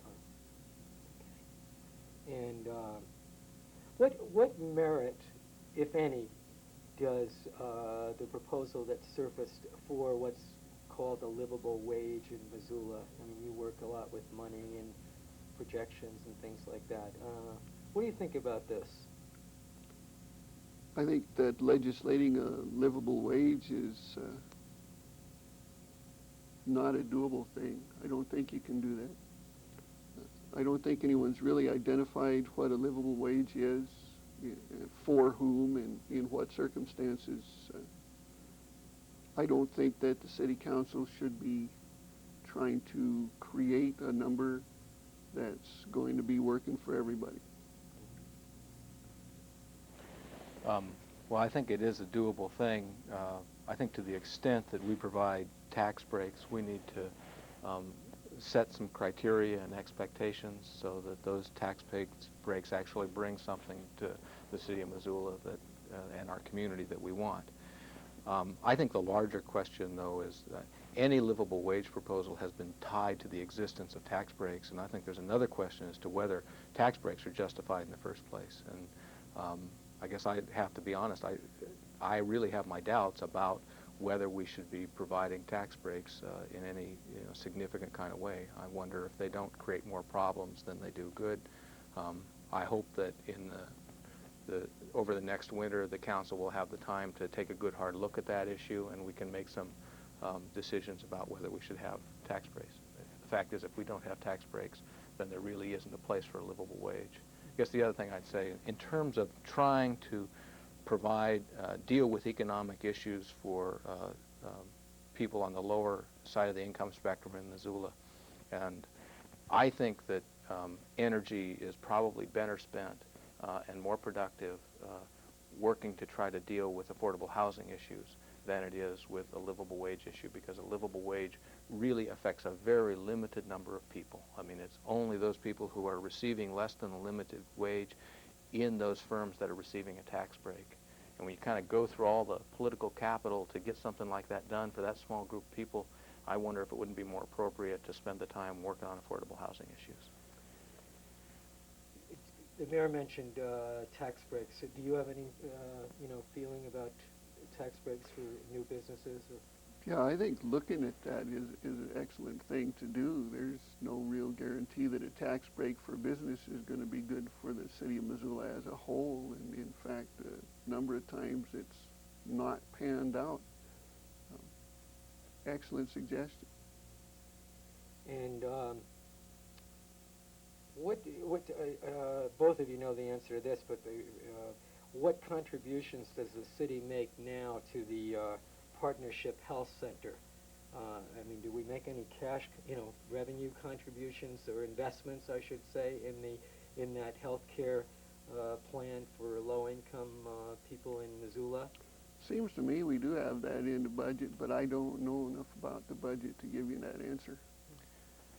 I want to say that we make a cash contribution of $25,000, but I'm not absolutely positive of that. We also have a representative on the board.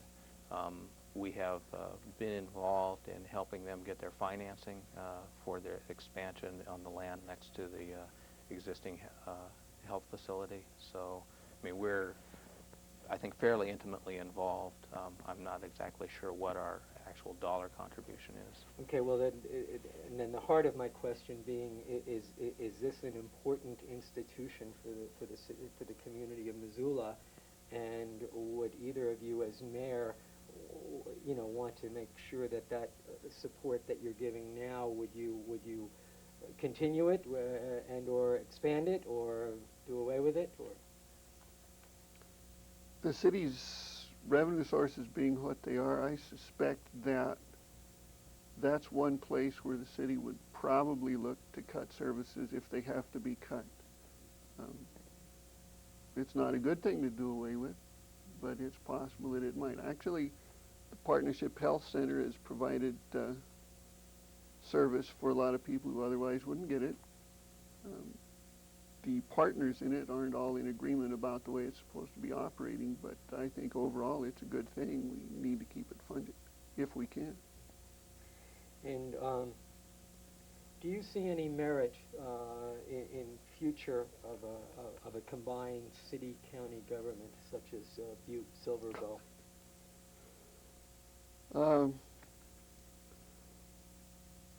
I've been in opposition to the combination of city-county governments for a long time, and largely because the city provides a type of service that county government shouldn't have to provide. We have more congestion, we have higher density, and all these things are the type of things that city government addresses because we have more services that need to be provided and more that we can do. Lately, however, and I certainly haven't switched sides completely, but I'm starting to see that there could be, in some instances, some good to come from combining the city and county government. Part of that addresses what people have been calling the DUSA, the Urban Service Area, which is sort of a way to address a combining of services without actually combining the governments. And that I don't think will work. I think there's a number of reasons why it will fail, but it's possible that in the next time we do a local government review, we'll be looking at the combination of governments more closely. Yeah, a follow-up to that before we go over to Mike Kadas then is, lately I think it seems to have been clear to most of the community that the county commissioners have been in serious disarray. And have you had the opportunity, or do you have any suggestions, or have you had the opportunity to talk to any of the commissioners about getting their act together? No, I haven't. A mediator sounds like a good idea from what I've seen. I haven't talked to them about their problems. It's obviously not a good thing for the county commissioners to argue any more than it would be for the city councilmen to be at each other's throat, and the less of that happens, the better off we're all going to be. Mike Kadas. First, with respect to consolidating city-county government, I think that to a fairly large degree, we've already done quite a bit of that. We have a joint city-county health department. We have a joint city-county planning and grants department, and we have looked at combining other services along those lines. Such as? Areas that have potential and have been talked about in the past have been public works, police, and sheriff. So, there's other places, we might be able to do risk management together, things like that. I think that if it ever does happen... Excuse me, Mike, what is risk management? That's to try to lower our risk to employees, our liability. We take an active role in trying to make sure that we don't have to pay high premiums or have to pay out high settlements for accidents and things like that. Broke your train of thought, sorry. You sure did, McCarthy. So I think that if consolidation is going to happen, it will probably happen in that kind of a way. It will be an evolutionary thing. I think that it would be difficult to just go in and combine the two entities all at once. The other concern I have about it is that municipalities have a stronger ordinance-making authority than do counties, and I wouldn't want to lose that in a combination. And the third point is exactly what Ed was talking about, is that the municipal corporation is specifically designed to serve urban areas with urban services, and when we go beyond that, then we have something that is trying to serve both urban and rural, and there are different sets of needs and different levels of services. Regarding the commissioners, I do work with the commissioners on a fairly regular basis. I'd say at least once a week I'm talking to at least two of the three. I think that they have the they have the ability to work together and to get their problems resolved. I think that the mayor plays a role in that, in trying to help find ways that the city and the county can work together and look for opportunities, and try to keep communications open, and set an example for kind of civil behavior. I think that that's something that as participants in governing, we all need to keep in mind and work at. I mean, ultimately, they're going to have to sit down and work it out. I think they're quite capable of that. I think it's to the city's benefit that they're able to do that. Well, I would be less than forthright if I didn't say that I had suggested to the commissioners that while I thought it was also a good idea to, perhaps a good idea to hire a mediator to see if they could work some rough spots out of their relationships, but that ultimately the citizens were the mediators finally, and that there are, election laws that allow us to mediate. Absolutely, but I think you know, you got a 2-year cycle that you have to work with, and so what happens in the intervening 2 years if you can't get along? I mean, you've got to, I think when you're elected, you've got a responsibility to try to bridge the gap and be civil and work for the common good of the community. And that's what I think is most critical. And sometimes you may have to back off from your position a little bit, or maybe, I don't want to say back off from your position, but back off from the way you're presenting your position. And you can still be true to yourself, but you might have to say it in a little bit different way. And I think that's just part of the responsibility of, you know, once you take one of these offices. And just to clarify, I was suggesting that the citizens needn't wait for the 2-year cycle to be complete. I mean, we could mediate before that if we chose to do so through a recall election, for example.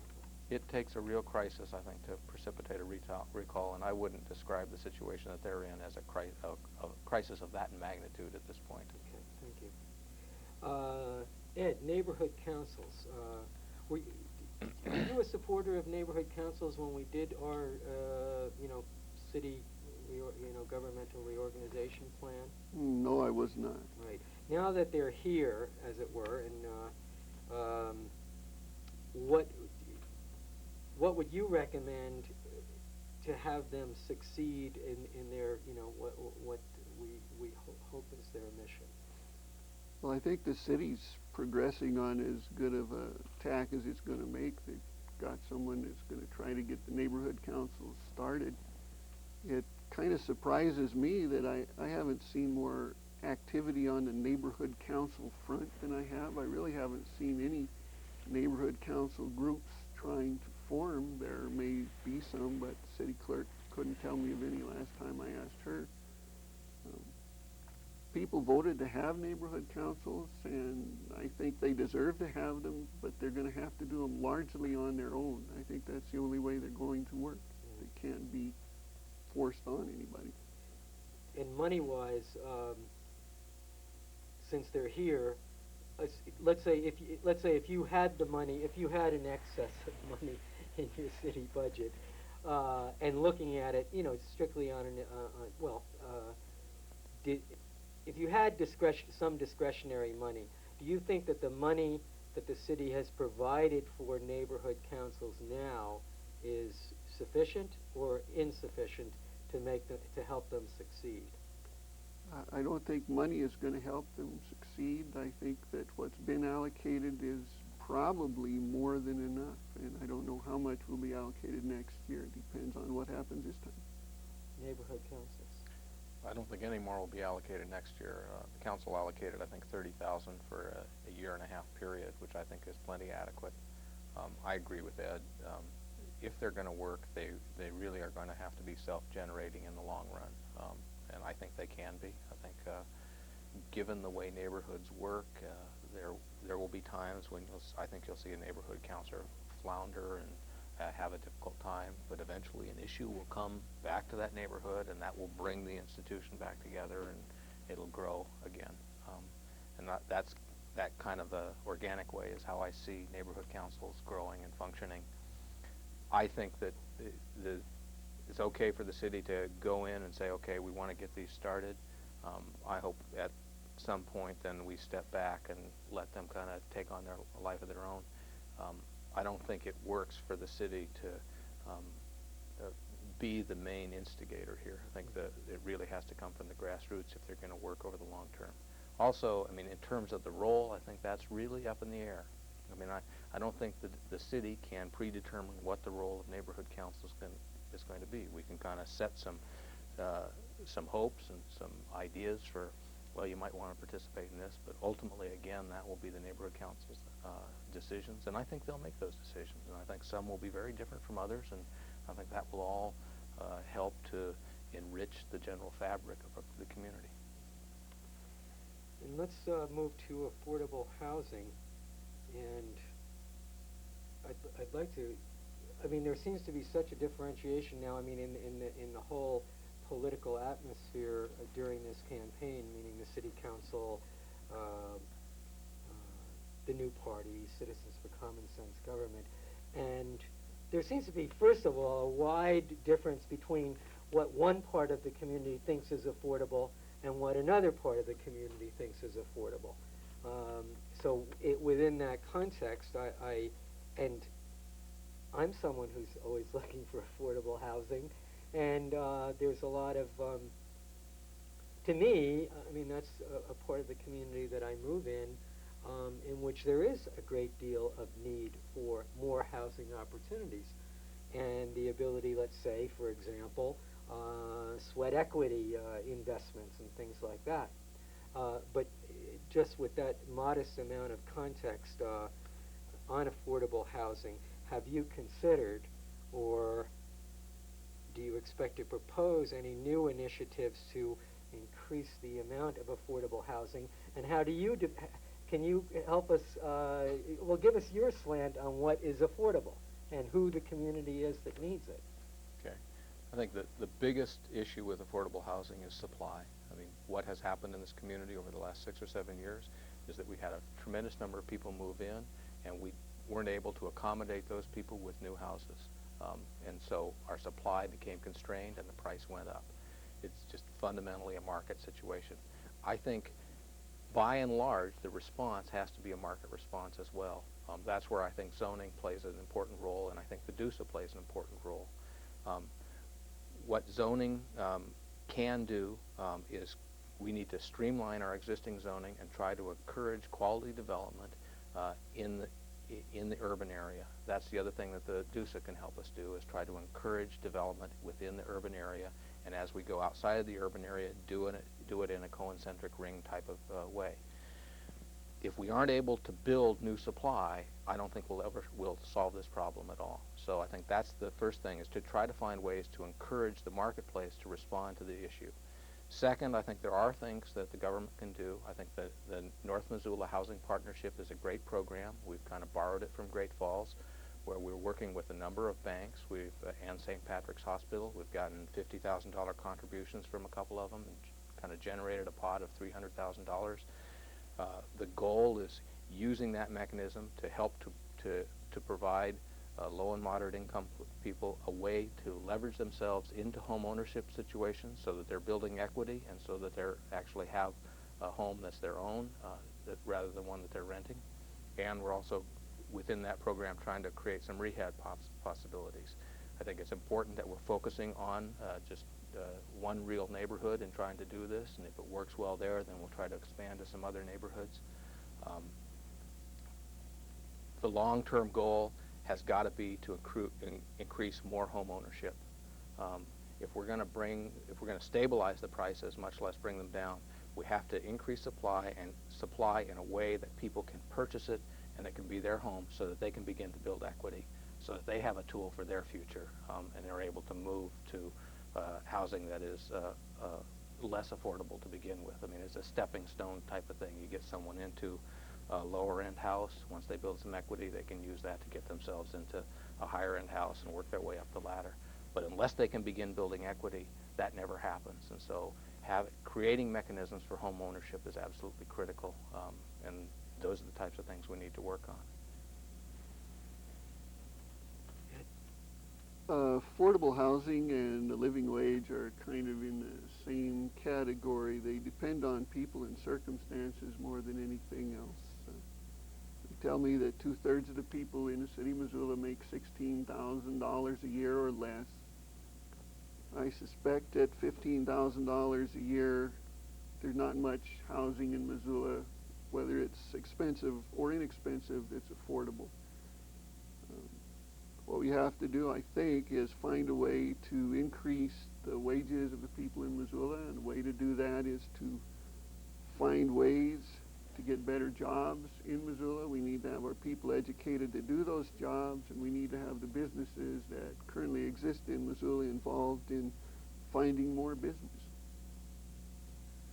Well, it's an area that I find myself particularly interested in, and we have the time. Could you elaborate on the north? Just briefly elaborate on the north side. It's the North Missoula. It affects the north side neighborhood and the west side neighborhood, which often are combined. They different people. Right. They've got 300 grand now to play with, as it were, as they. What? Give us a couple of examples specifically. Well, one thing I wanted to clarify is, and I'm not up to speed on this, I'm sorry. This business that the council was addressing some time back of, like, if you have a garage or a big shed on the back of your property where that could become a second house Detached or dwelling units. Yeah, could you explain that a little bit and Okay, that is a separate issue. Yeah. If you look around pretty much in any neighborhood in Missoula, you will find that lots of houses either have someone living in the basement or living in a granny apartment upstairs or living in what once may have been a garage in the back. And so what a detached unit ordinance tries to do is to legitimize that and say that if those types of units are going to be built, then they need to be built to appropriate building code standards, and they need to deal with parking and setbacks and all those kinds of things. But yes, it's legal to do that. So that's legal now. I mean, well, it's in most places it's really not legal, right. but most of the instances are grandfathered. I mean, they have happened over time, right. and. But where we're at now in terms of city council action, are we? The council is looking at drafting an ordinance to allow that. That will involve a phenomenal amount of discussion and consternation by the right. community. It's not going to be an easy issue. I mean, the other side of it is you've got neighborhoods that don't want to see more automobiles in their neighborhood, more people living out back, those types of things. The fact of the matter is that quite a bit of it goes on already. I think if we do it right, we can do it well, but I think we need to set some standards to make it happen, and we'll have that debate. That's coming over this winter.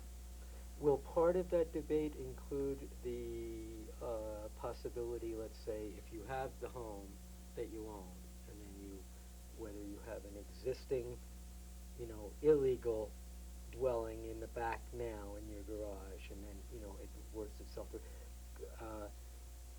So assuming that in future it might, let's say for the sake of the discussion, it does become legal, right, to have a second unit that you've, passed the codes and done everything that you were supposed to do. Does part of that discussion, will that also include the possibility then of, let's say, that property owner selling that second unit to someone else?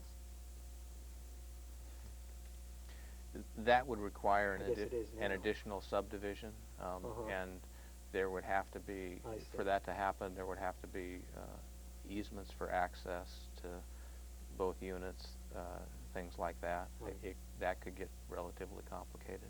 Okay. But I think, in terms, we go back to the affordable housing issue, that mechanism deals with affordable housing in two separate ways. In one, you're creating, in most cases, a relatively low-cost rental. In the other case, you're creating an income stream for the person who is trying to buy that lot with the two houses on it, and so it makes the mortgage payment not as onerous as it would be otherwise. So, I mean, there are some advantages. Well, maybe we'll come back to housing in a minute.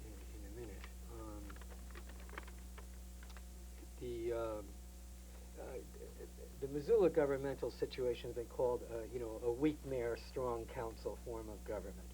Now, I was a political science major, so, and I remember the broad outlines of what that is, but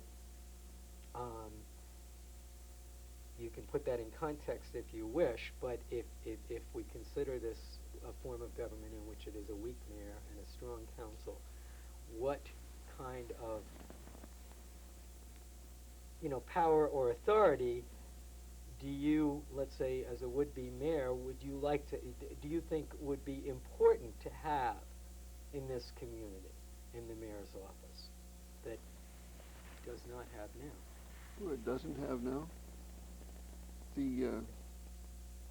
I guess we're not really a genuine weak mayor government. We're a charter government with the features of a weak mayor, strong council government. which means, I guess, that the mayor can hire people with the advice and consent of the city council. Budget has to be approved by the city council, those kind of things. Mayor gets to veto. 2/3 vote of the council can override the mayor. I don't think that the mayor needs more power than that. I think that's quite a bit. I think that's adequate for the needs of the city of Missoula. Well, I think this weak mayor label is inappropriate. And that's how it's labeled in the state statutes. Right. If you compare our situation with situations in other states in the country, what we have is a strong mayor form of government.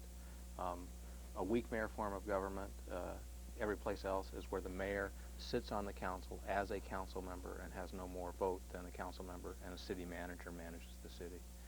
That's how many cities in Montana are. Missoula isn't. Our mayor has veto power, is the chief executive officer, is responsible for hiring. The council does approve some of the key positions, the city attorney, public works director, personnel director. A couple of those, require approval, finance officer. But generally, in most cases, that's pretty much a rubber stamp. I mean, we include the council in the selection process, and so they've kind of walked through selecting those positions with us to begin with. But I think really, realistically, we are a strong mayor form of government. We have been for some time. The only reason people say that we're a weak mayor form of government is because that's that's the label that it has in the statute, which really doesn't match up with what everyone else thinks a weak mayor form of government is. So. And Ed, if you were quoted correctly, you had a little bit of critique of the number of employees in the mayor's office as it exists now. And is that a correct characterization? I think I said I would examine the employee level in the mayor's office, and I did get an email from Janet Stevens that counted them for me, which I appreciate.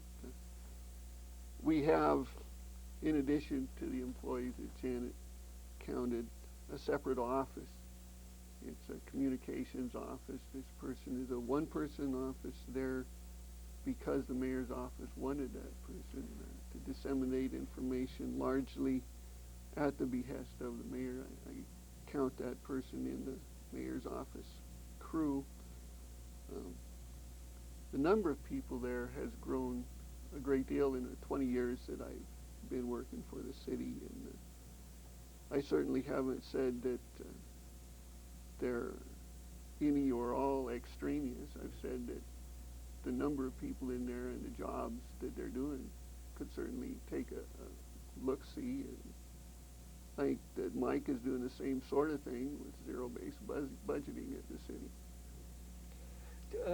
Refresh us, and you have opportunity to rejoin if you want, but you're a money man. Tell us again, what is zero-based budgeting? Well, that's really Mike's thing. It's a start over at the beginning, look at a department and see whether the functions that are being done by the department are things that need to be done, and if they're being done in as conservative a way fiscally as they can be done. I think that's pretty good. Close enough. Yeah. Okay. What I have proposed and what we're implementing this fiscal year is that in the next budget cycle, we will zero-based budget 3 or 4 departments or divisions. We will take us through the process a little bit, though. When we say, I mean, well, let me explain. Yeah. The process now is incremental-based budgeting. So we do that for the whole system. We kind of take last year's budget, and then we add to it. I mean, that's about it. So in other words, you start out with last year's budget, and then the department comes in and says, well, we need 2 more people, or we need this piece of equipment, and you consider that rather than the entire. Or the costs for gasoline have gone up, and so we need this much money for that. Okay, and that's the standard way of doing budgeting, and I think that there's lots of good sense to doing it that way. But every once in a while, I think it's important to go back and look at the particular entity that you're budgeting for and start at ground zero and say, okay, what is your mission? what are your resources to do that? Is your mission appropriate? Are you doing it as effectively as you could be doing it? Should we change your mission, take away from it, add to it? All those things. Put all those questions on the table, and then build that budget back up from zero and decide, okay, how many people do we need to do X, Y, and Z, and how would they do it, and how much will that cost us? And so what I want to do is do that for a couple of departments every year for the next 5 or 6 years, so that we work our way through the whole organization and have that kind of a look at everything that we do. And I think it's important to do that over time, rather than just kind of let yourself go along with incremental-based budgeting. I think it's a real mistake to try to do zero-based budgeting for the whole institution at once. I think you just create turmoil, confusion, and you aren't able to handle it, and it all ends up as a failure eventually. So I think that's a real mistake. But I think it is important to do that kind of review, to break it up into pieces that are manageable and see that it gets done over a period of years. Any further comment there? Well, just one question that I haven't asked or heard the answer to this. What happens if you do zero-based budgeting for a department and find out that its budget is far too low to run what it's supposed to be doing, and we don't have any more money to run it the way it should be done? Well, then either you decide that you're trying to do too much, or you decide to take resources from someplace else so that you can do more. But at least then you know that you should be doing that. You have those decisions to make. Some quick, just very basic questions here, so that we get a picture of our community again.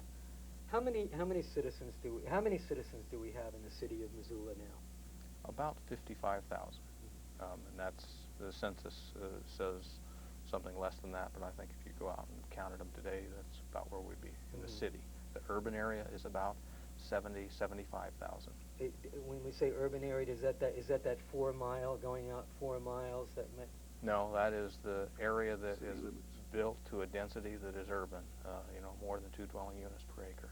I mean, that's the definition of an urban area. That's my definition of an urban area. Two or more houses. What'd you say? 2 or more houses per acre. 2 or more dwelling units per acre.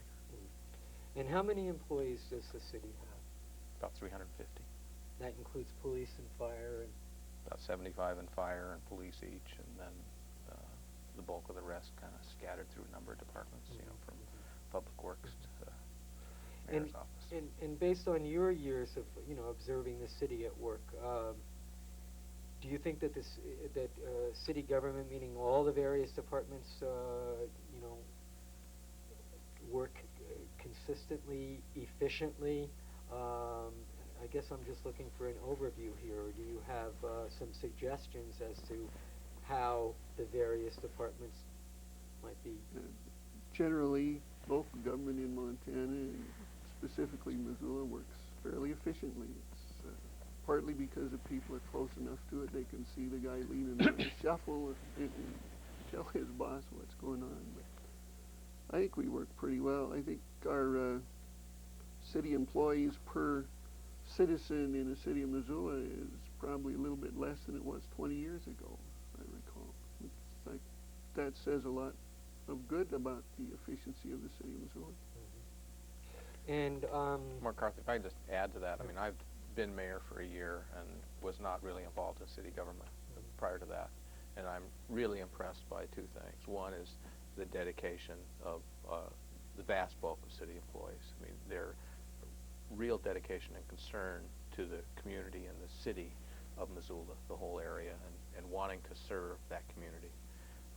The second is that I think in the management area, I really appreciate that there was an excellent management team in place when I came into the office, and that's not always the case when a new mayor comes in, and it has made my job a lot easier. And did you? Oh, you didn't get it. Or I guess you answered it in another way. You're satisfied with the amount of power, meaning power to get things done, or whatever, within the mayor's office, within the structure of the law, or is there something?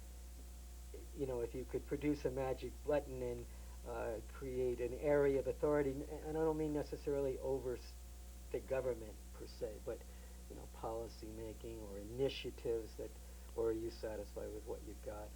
Well, in terms of the legal structure, I'm satisfied. I think a mayor really creates his or her own power in a lot of ways, and you do that by working with all the various constituencies and groups, including the council, and try to essentially give them power, and by empowering them, the mayor gets more power, and you can move the community along. I think that, regardless of how much legislative authority a mayor is in a position that he or she can bring people together and create synergies that are positive for the community, and that's really what a mayor ought to be focusing on, is trying to bring the right people together to develop solutions and to move things along. And I'll work hard at doing that. I was surprised a couple of weeks ago to wake up and there was a headline, well, I think it was the main headline in the Missoulian that said, county commissioners to consider or offer on the table from Denny, Washington to buy up all the surplus county land. You saw that headline? Did you see that headline? I reacted I was very surprised. And I was surprised for a number of reasons, but number one, I was surprised at the news itself. I mean, because down in the subtext of the story, it said, one of the commissioners, I forget whom, said, oh, well, we've had an offer on the table one way or another for some time now. And as a citizen, I thought to myself, well, that's a pretty big, deal. If one individual or a corporation is making an offer to buy up all of the surplus county land, and if that's been in their offices over there for some time, how come I didn't know about it for quite some time, as long as they've known about it? But that leads me to this question. Does any of that county surplus land offer any possibilities for, let's say, a city-county joint effort for construction of housing? I'm not familiar with that geography, but... Well, I think that in the county's case, most of the extra land that they hold, is either of a commercial or industrial nature. And so as far as housing issues, I don't know that there is a lot of potential there. I think, in addition, the county is in the position where they own quite a bit of land here, much more than the city does. And I think that's been a management issue that they've evolved to over the years. I wouldn't be surprised to see them selling some of it. I guess I'd be concerned if I saw them selling it all to one entity, but to some degree I think it's created some headaches for them. You mean the surplus land itself, or the issue of having that land? They had to buy it and they had to pay for it, and so there's a cash flow that's dedicated to paying for different parcels. Yeah, it's anytime the government has land and it gets rid of it, it's gone, and it's hard to regain the land that they have. But any land that the government owns doesn't pay property taxes. So it's a drain on the resources of the people that are paying property taxes. So you'd have to look at what they have for sale and see how much they're going to get for it if Mr. Washington would like to have it. What about the university as a partner in housing development? I mean, over the last several years, they've built quite a bit of new housing, for I guess it's mainly family housing. I think. Well, they built new dorms, but extended their family housing. And I had posed this question a couple of years ago. Isn't there since we're a community, isn't there an opportunity there, even in cost savings and planning, if there wasn't, the next time they go, see a need to expand, that we conjoin, the city and the university? Is that worth exploring? And the city would build what? Well, I mean, in other words, let's say if the city is interested in increasing the stock of quote affordable housing, and the university has a need again to expand its housing. I'm wondering if there are any savings to be made, both in investments and bonds and things like that, in which the city and the university might go in together on a housing initiative. Possible, but you're assuming that the city is going to be building houses, I think. I don't think we're going to get into that.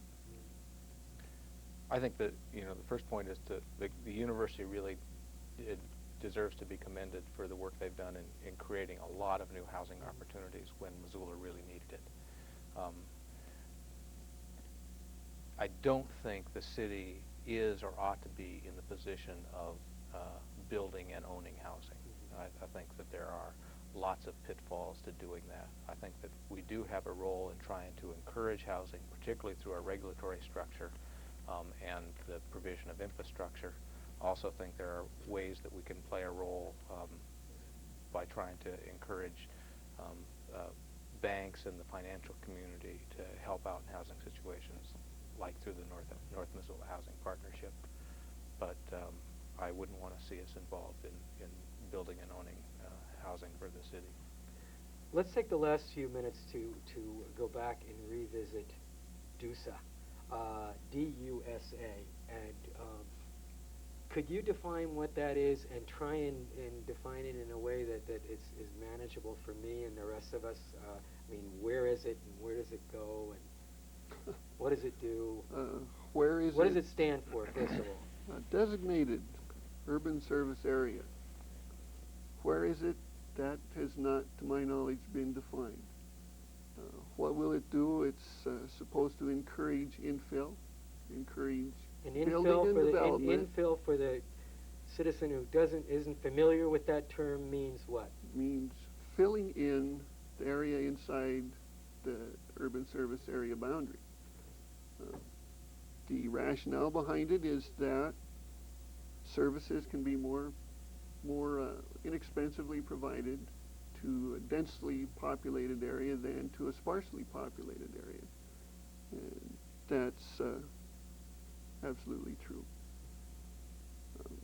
The way the urban service area would work, in my understanding, is that we would encourage people to build inside it by giving them some sort of breaks or giving them the services that they need at some reduced rate.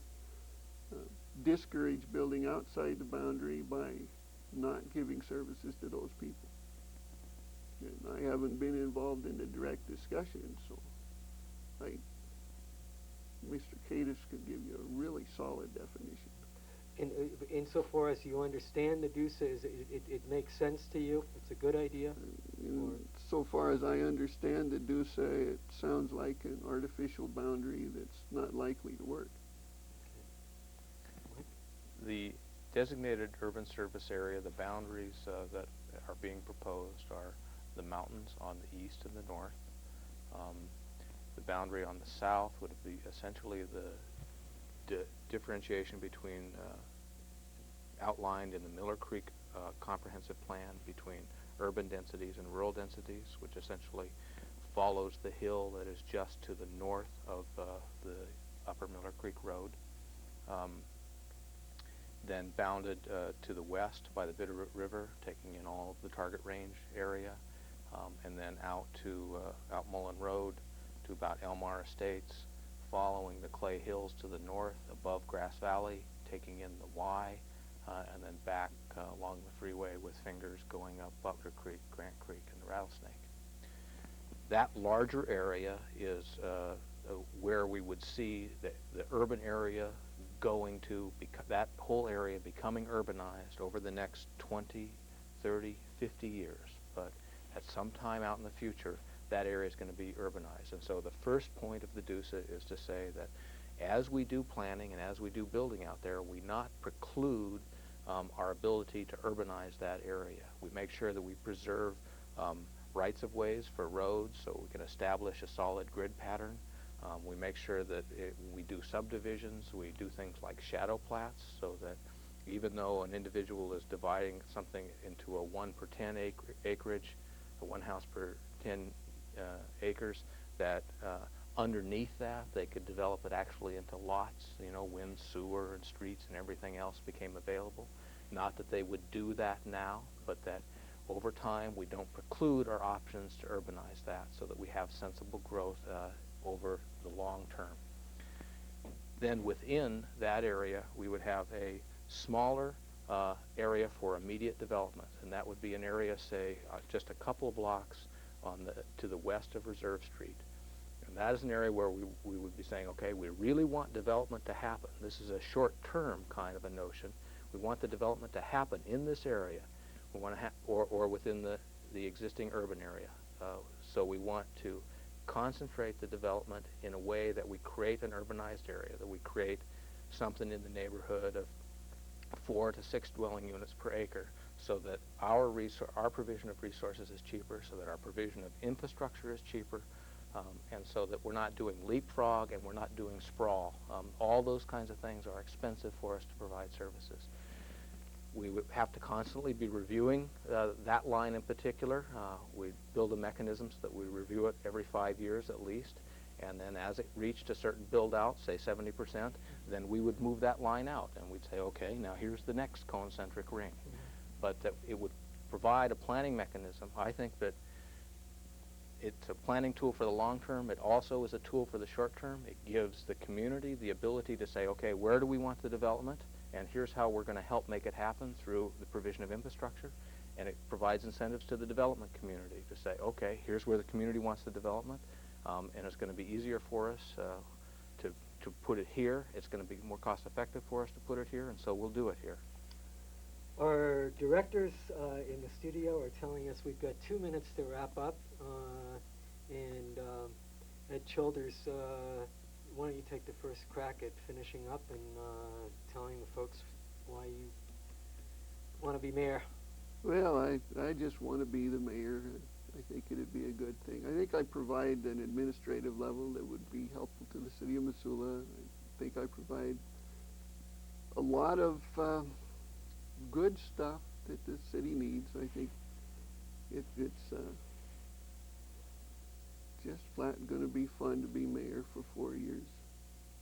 Go ahead, Mike. It is fun to be mayor. I have enjoyed it greatly for the last year that I've done it. I think Missoula has a number of major challenges that are facing us in the next 5 to 10 years. I want to be a part of keeping Missoula a great place to live. I think the kinds of things we're talking about with respect to growth are things that we have to do now. If we wait, we will find ourselves looking like so many other Western communities, big sprawling areas with strip malls. It's expensive to live, and in a lot of ways it's not as fun as it was to live in the community that we knew 20 years ago. So I want to make sure that that doesn't happen to Missoula.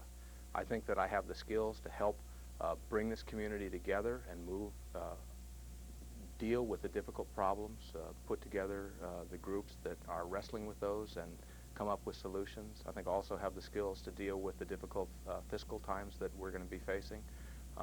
All those decisions are not going to be easy, but I think that I can work with the community and the council in ways that will move us forward, that will make Missoula a better place than it is now, and preserve the things that we like about where we are today. Thanks very much, Mike Kadas, the incumbent mayor, and challenger Ed Childers. Thanks for coming down to Missoula Community Access Television, and best of fortune to both of you. Thank you, Thanks. McCarthy. Yeah, thanks.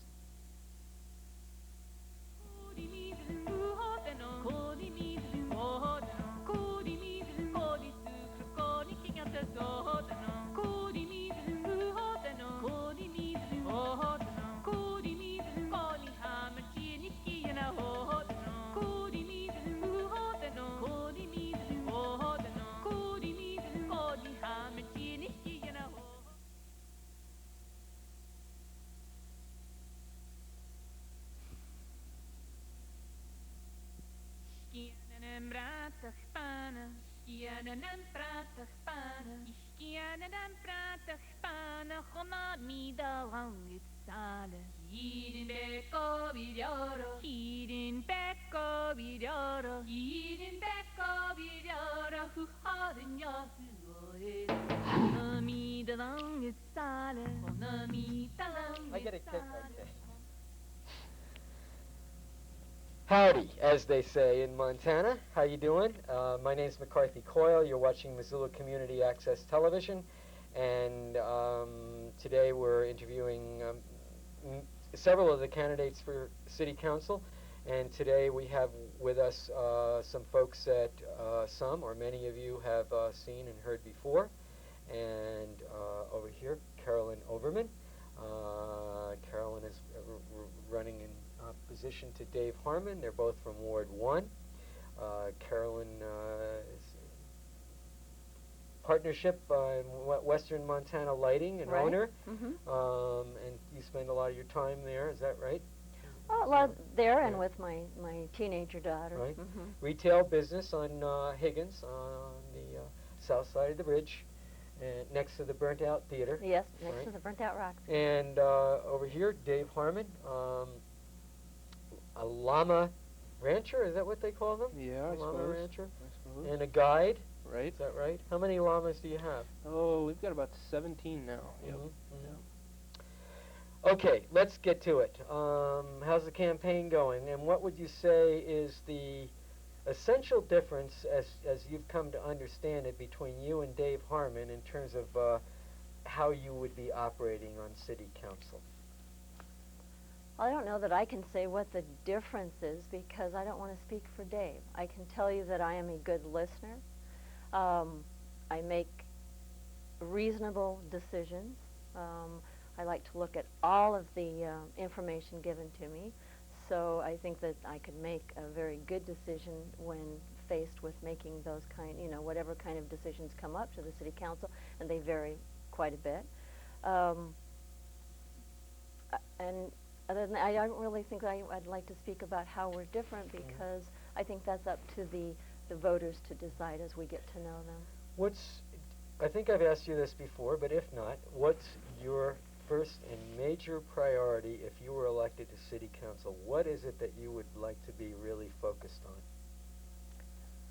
First and foremost, I think that the basic services are what I'm hearing the ward residents saying that are very important to them.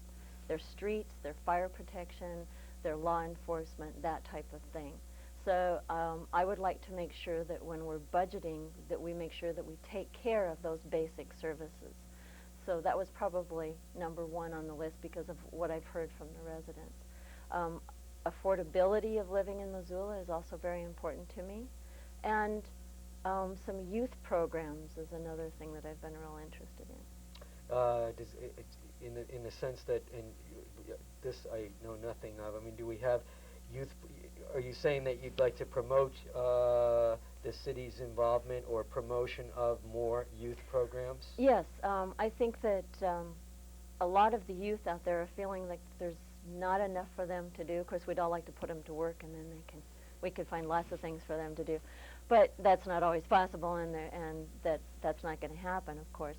But they feel a little bit disenfranchised, and I know when I was growing up, we had what we called a teen center, and it was a great place. We went and played games, we danced, we had music and that type of thing. So I don't know that I don't believe the city should be paying for a lot of youth programs, but I would like to see some focus within the City Council to help some of the nonprofit organizations and people that are interested in getting that going, finding a way to start that discussion.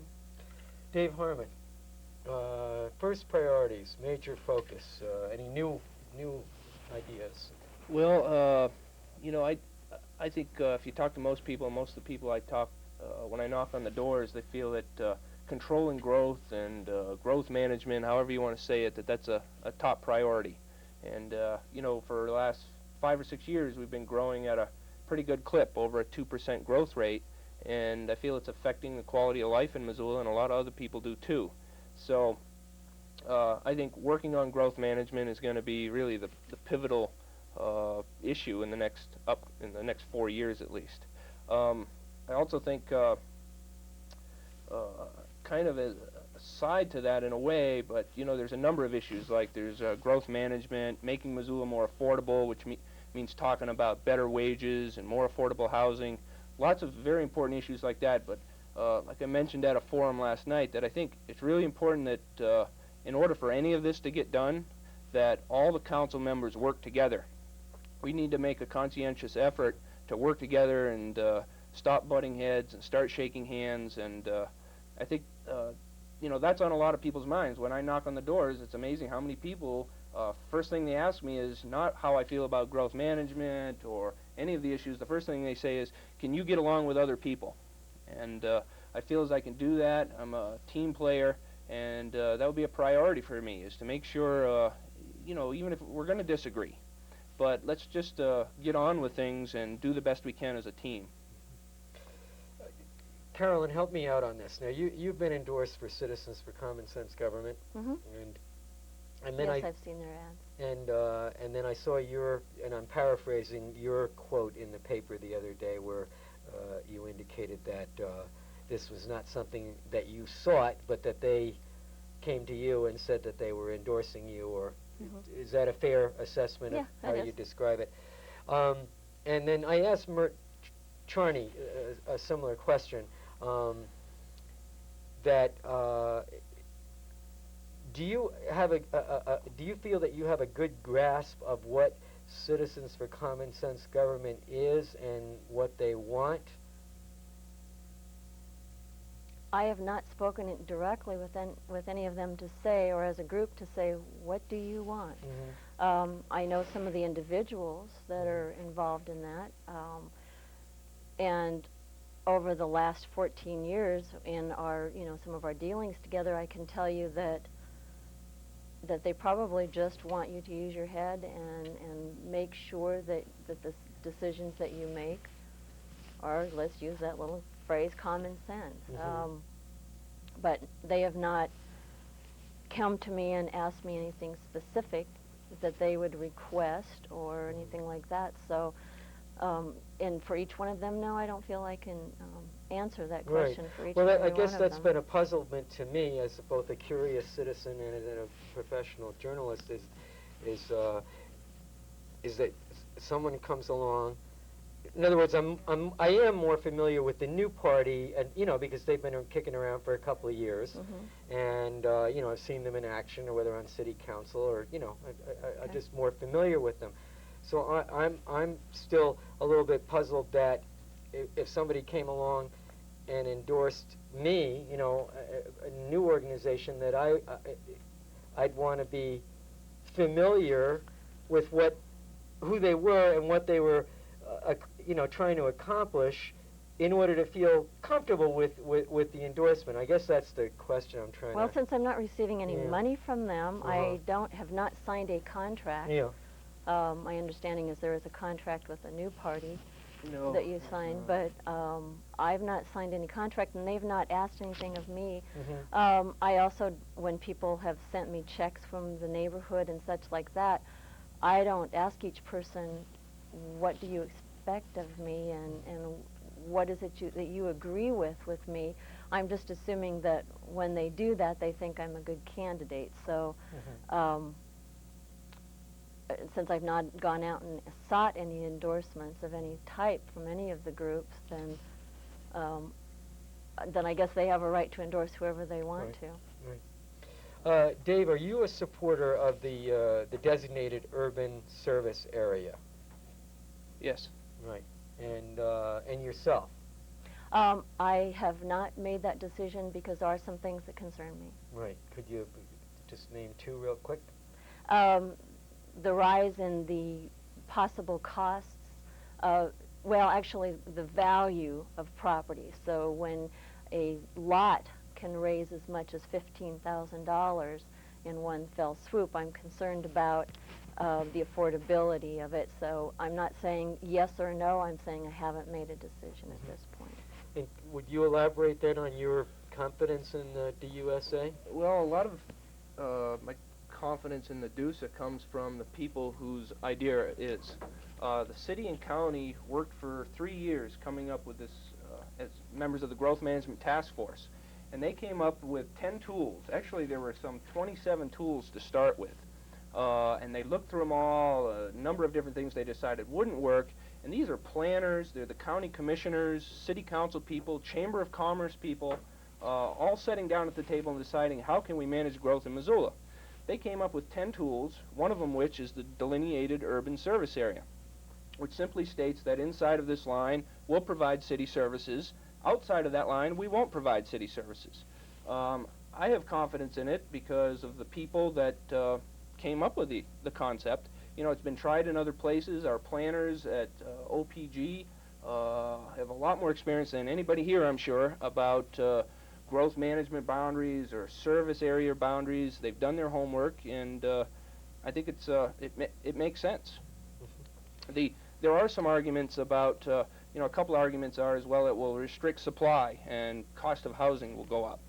But I don't see how that can be true, you know, when we're talking about where they're talking about drawing the line, another 10,000 housing units, which would, you know, we could build for 10 to 20 years at a 2% growth rate and still not fill up that area. And also the deuces, people should remember, it's also every 5 years it's going to be reviewed. And if it seems like for some reason that's restricting supply, we move the deuce out again. So, you know, I'm farther into the into the county. I don't have, you know, if somebody comes up with a good argument and they can prove, you know, or there's high speculation that the deuce is not a good tool of the 10 tools, okay, maybe we'll scrap it. We'll go with the other 9 tools. But I haven't heard anything convincing yet. Any comment before we continue? Just that some of the people that were involved in the Growth Management Task Force did not necessarily agree that that was a necessary tool. So even though you have a lot of people that were within that group, and yes, it may have been decided that that was one of the tools that they would bring forth as a possibility, not everyone agrees with that, and I've talked to land use planners from across the United States, and a lot of them do have some major concerns. So. I wanted to touch briefly on money in the campaign. I mean, it's generally recognized that you know, this campaign has been, you know, for Missoula City Council positions has been, somebody from the Missoulian said to me the other day, certainly one of the more interesting campaigns that we've had in many years, certainly in my memory. But that also, you know, clearly the amount of money being spent is much higher than has been the case in the past. So if we can take, you know, the intense fighting in Washington over, you know, national campaign expenditures, are we going in the right direction by just letting the market, you know, as it were, the political marketplace for advertising and what have you? Are you satisfied? This is for both of you. Are you satisfied with the open market in terms of political campaigning, and that any one individual or organization can spend as much as they want, or do you think there's a need for any caps at some point? Couple of things. I'd like to say first that as far as personally, I've only spent $2,909. So I don't believe that, you know, as far as for my campaign, that was pretty much what we'd intended to spend, and that's what's been spent so far. That's your own investment, you say? Did I take that right? For my no, the campaign, not your own funds. No, I was going to say thank you. I have not spent $2,009. I've also done some studying even on the national level that indicates by restricting the marketplace, as you use it, that term, or doing that kind of restriction, and what happens is that's one of the reasons that we've seen some of that on the national level being done under the table, or soft money is another way they call it, that if we would just be a little more specific and a little more precise on our accounting for the actual campaigns, in other words, our disclosure information, that should take care of a lot of that. And by restricting, oftentimes, you cause people to go other directions to still get their message out. Now, like I said, I don't think that's happening because that's what I plan to spend. That's what I've spent so far. But yes, I believe that each and every one of us out there has a right to donate, make that contribution to whatever campaign, candidate, whatever you choose to. By limiting that, I feel that maybe it limits our rights by saying you can't, you know, we have limited how much per campaign, but by saying, you know, well, that person's hit their thing, so nobody else can contribute to them, concerns me, because there's a lot of people out there that want their voice heard by saying, I agree with you, here's, you know, $10, here's $50 or whatever. Dave? Yeah, well, I think, you know, you asked Carolyn earlier where we disagree, and I think maybe philosophically there's a difference here on how we view how elections should be run. You know, in the state of Maine, for example, all campaign financing is done through the government. There's no such a thing as PACs or individual campaigns. People want to spend money, the government gives them so much money, and that's what they can spend on their campaign. What we're talking about here is PACs, okay? I'm supported by a PAC called the New Party. Carolyn's supported by a PAC called Citizens for Common Sense Government. You know, but I think at a philosophical level, the first thing I'd say is that I think PACs should be held to the same accountability as candidates. We can only accept at most $100 from any individual, yet PACs can receive any amount of money from somebody. For example, Citizens for Common Sense Government received a $5,000 check from a guy in Billings, James Long is his name. And by the way, if you see the trucks going around town that say JTL on them, that's James T. Long, the guy who gave $5,000 to the people who are supporting Carolyn. Philosophically, I have a problem with that because I don't think City Hall should be able to be bought.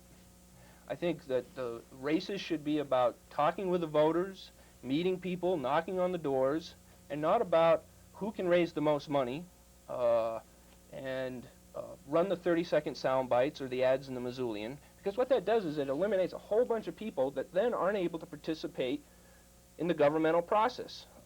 People that don't have money or have access to people that have money. And that's not fair, I don't think.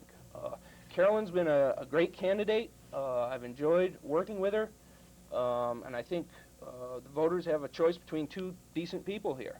But I do think that people should understand that Carolyn is being supported by a group of people who have come out and kind of in your face said, we're going to buy this election, and we're going to raise as much, whatever it takes to raise it, to win. And I just don't think that's right. It's legal. They can do that.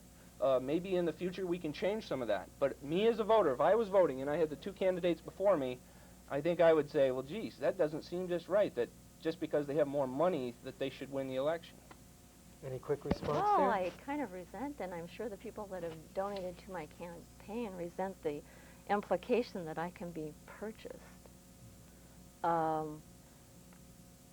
If you say these people are supporting me, I have no say on who wants to take whatever ad out they want to say that they think that I am a good candidate. And anyone that knows me, and I've spent some time, just as much time as Dave has out talking to the people, will know that any amount of money is not going to purchase me or buy my vote in any way, shape, or form. So I think that that's a lot of rhetoric without any substantiation behind it. Yeah, I certainly didn't mean that, Carolyn. I didn't mean to insinuate you could be bought. I'm afraid that the voters could be bought because they're going to see the sound bites and they're going to get this barrage, which you basically must support, or you'd tell them, don't put my name on those ads. So you support the fact that they're running a media blitz, and you're okay with that. Otherwise, you could call them up and say, take my name off the Missoulian ads. Don't take my name off the television ads. So do you agree with everything that the New Party always supports, but you have their support, and you have not asked them to not support you? That's right. But you know what? If the New Party came and told me, Dave, we're gonna raise $40-some thousand like your PAC is. Well, nobody told me that. What's that? No one has told me that. The other thing, I think the voters should resent the implication that they can be bought.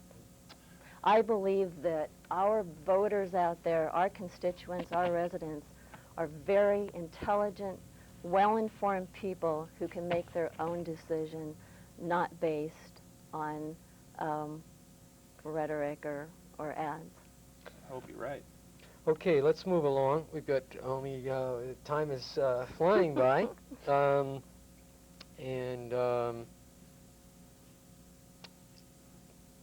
I've been just watching this go back and forth, so you kind of caught me. Oh, come on, you're a professional. Jump caught in me there. unawares. Neighborhood councils. Did you vote for those? No, I did not. Right. And now that we've got them, then I think we should do the very best we can to make them successful. Right. Most definitely. Right. Is there one? Does that mean? I'm sorry. Does that mean adding a whole bunch of cost to our residents for that? No, I do not believe in that. But I think we should foster them as much as possible. Talk to the people and make sure that they do work. I'm sorry, I didn't mean to interrupt you. No, that's fine.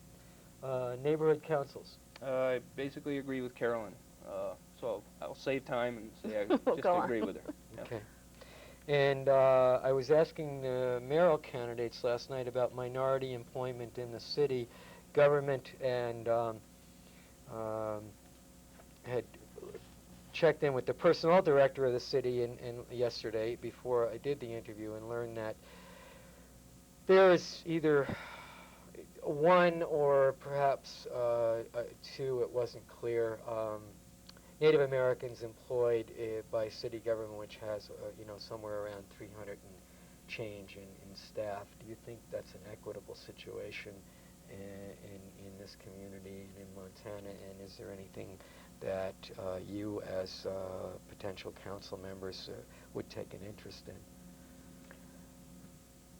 You want to go ahead, Dave? Sure. Go, be first. Well, what I will say is that I support affirmative action, and maybe we need to look at that. Also, I want people to know that I'm in favor of unions, because I think it's deplorable how little people make in this town compared to what it costs to live here. And I've also been endorsed by the Labor Council here in Missoula. So I probably would look at doing something about that. I cannot tell you what our percentage of population is of minorities in Missoula. So in that respect, I don't know that I can specifically address that percentage that or the numbers that you talked about. I believe we have the national and state laws that do direct that, and I would say that the city would always support those and would not ever try to circumvent those laws, and so that's as much as I can answer. Yeah, I think my question came out of, both out of the numbers, but more significantly out of a sense of community. Not just Native Americans. We have, while small, we've got the Hmong community, we've got the Russian community, we've got the Native Americans, we've got a small number of blacks. There is a black sergeant in the police department. There are a couple of women on the fire department. But as most of us go walking around town, we don't see any of those folks from those minorities, or at least I don't, in policy-making positions. Okay. So I guess I thought of it in that regard, that I just thought that it might be a healthy thing myself. A good possibility there would be to simply start spending some time speaking with these communities and finding out who is interested in helping the education process so that they can start looking at those jobs then. Stone Container, while it's outside the city, we work certainly, as both the mayor and his challenger said last night, work a lot with the city-county health department, which does take quite a role in commenting on many matters relative to the health, the physical health and mental well-being, I assume, of the community. Do you, and Stone, that's accepted that it is our biggest industrial polluter, both water and air. Do you see the city as needing to take any higher profile in whatever ways it can to influence Stone to cut down on its pollution? I think the city should most definitely be included in those talks at all time. And we can all as individuals work and vote on things so that we have certain regulations and to make that safer and be involved in that discussion. But as a city as such, I don't know unless you want to start having the city have its own pollution regulations. And that certainly is a big thing to open up. But you as a citizen and as a candidate, is that pollution level troubling to you, and is that something that you would? My understanding is actually the pollution level has decreased tremendously over the last few decades, and I believe that most of the companies and most of the people are still all interested in keeping those pollution levels going down. Dean? Well, you know, it's a tricky situation because they're part of the community. I think the thing that we do need to be cognizant of is, you know, Stone has done a lot to work with the city, and that's good. You know, I've heard reports lately, and I don't know if they're well-founded or not, about dioxin being generated there, and I don't know how much dioxin it takes to affect people. If there is a problem and they're generating a health hazard for the city, then I think we definitely should address it. You know, we don't want to lose those jobs, but at the same time, we don't want to poison people in the city either. So the health department, I think, has been fairly aggressive at making sure things are done well out there. I do think, remember a few years ago, they asked for a change in the ruling so that they could violate the opacity limit. And I'm not sure about all those regulations, but I just do hope that they'll continue to be good team players and respect the fact that even though they're out of town, they really influence. I mean, when the wind blows this way, they might as well be right in our backyards. Okay, we've just got about 3 minutes to finish up, so I'd ask you to take a minute and a half and perhaps, but I'd ask this question as you make your reply and then add on whatever other conclusions you want to reach about your candidacy. But it has been a tense campaign in many ways between these two PACs, as it were, New Party and Citizens for Common Sense Government. And New Party has been, as I've seen and heard, attacked as very radical, way out there. And I've heard some scurrilous remarks both in print and how do you view the New Party in that sense? Do you see them as radical and way out there and things like that? And then, so that's my question. Then I'll ask the reverse one for Dave, and then you wrap it up for your candidacy. Yes, I see them not as radical and what was the other? Well, that's scurrilous remark. I mean, okay. I've seen a letter, you know, well, saying go back to Russia with your socialism. Well, a lot of my the residents within the ward have indicated that they felt that the New Party does seem a little more liberal than what their leanings were. Personally, I don't feel I even want to get into it personally because I'm there to represent the ward and the people themselves. And as far as the letters and such, well, I know we're seeing lots of different letters and lots of different people. I think it's great that people are getting involved in this. I personally don't feel it's tense because I've been focusing on my campaign and talking to the people, and I've been trying not to get involved in a lot of this other stuff because I felt that it was probably something I couldn't control anyway. But I do believe that it has been kind of interesting that people have become this involved. It's good to see the residents up there and talking and asking questions. So I like that part of it. And maybe perhaps because of the nonpartisan, I've had a couple of my residents say, well, maybe it's because of that. We're still not sure where to go, and it's something new and different. So it's gotten people involved, and I think that's okay. Dave? Yeah.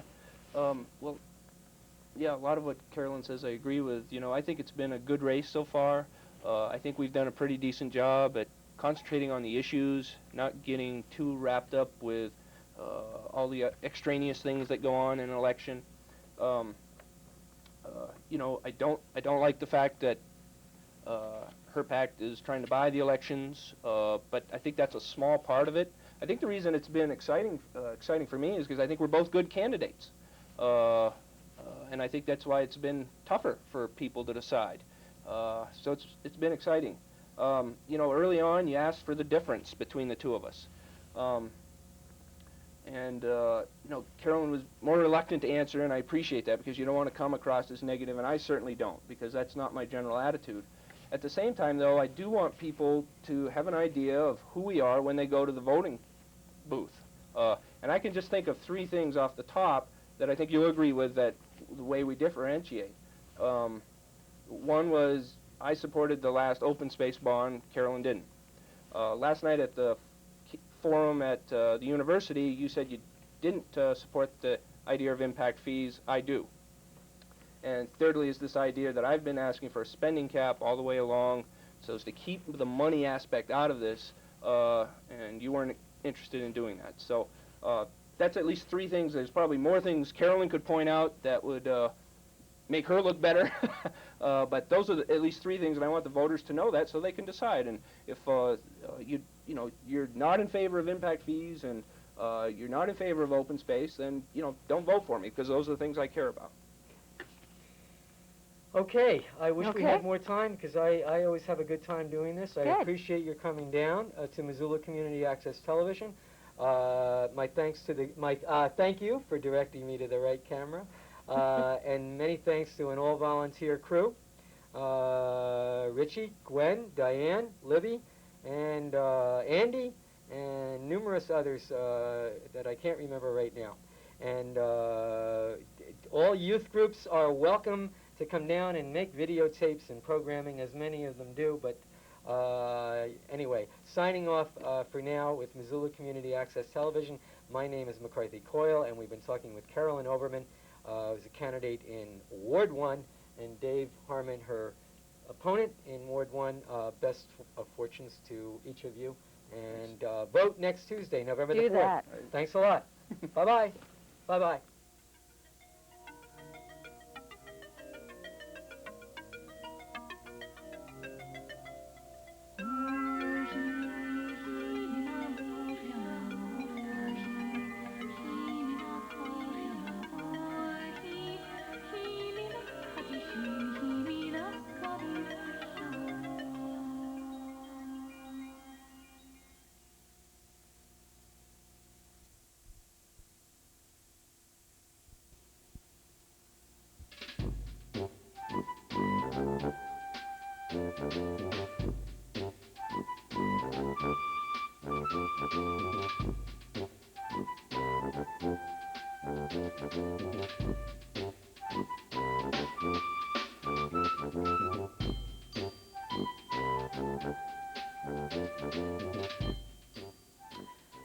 I'm McCarthy Coyle, and you're watching Missoula Community Access Television, and this is part of our series of interviews with city council candidates, with candidates for municipal judge, and of course the mayor's race, as well as the bond for the fire department and police equipment. And our guests tonight are from the ward on the north side, and we have the challenger, Jamie Carpenter, and Linda Tracy, the incumbent. And Jamie Carpenter has a family. She works with Access Construction, which is her own business, building, revamping houses and walkways, so as I understand it, so that handicapped accessibility is what it is. And Linda Tracy has been before she went into city government, and still you work in issues, you can tell me, bicycling and walking, and an overlap, really, because we also deal with accessibility issues with the Americans with Disabilities Act, and how our sidewalk system is built, and curb ramps, and how sidewalks, when they cross over driveways, have to go up and over so that we don't get a cross slope, and those kinds of things. So there is an interesting tie here. Okay. Jamie, first question to you. If you're elected to City Council, what would be your priority? What's most stands out in your head and your heart as to what you want to be working on and focusing on? I think I'd really like to concentrate on bringing some balance to the City Council as we now see it, and bringing some, I really, especially in light of the new PAC stuff going on, like to see some cooperation and people getting along for the best of the city. And so that would probably be my first priority, is to kind of get things back to a neutral ground and work together for the city. Mm-hmm. And Linda, you've been on council how long now? It will be 4 years in January. Right, This is my first term. Right, and you were elected to office. Yes, I right. was. Mm-hmm. And things are moving along. What would be your first priority in a second term? My first priority, and really some of the reasons that I'm interested in running again, are some of the same things that prompted me to run 4 years ago. And that is how our community grows and planning for that growth. We're right on the cusp of being able to adopt a growth, or a comprehensive plan that is now before the planning board in a public hearing phase. We are just now, as a growth management task force in a city council, looking at the specifics of the subdivision regulations, and then we'll tackle the zoning, which really will be quite the challenge. But those two regulations and the plan form the basis of the 10 growth management tools that we've been working on for the last couple of years. First, identifying what the issues were, identifying what kinds of things we could do as a community to manage our growth, not stop our growth, not control our growth, but plan it, shape it, be able to encourage it in places where we wanted growth, and be able to discourage it in places where we wanted to maintain agricultural land, maintain rural lands where we have sensitive riparian lands, and that kind of thing. So we're right on the edge of being able to really make some big differences here, and I'd like to be returned to work on those. Okay.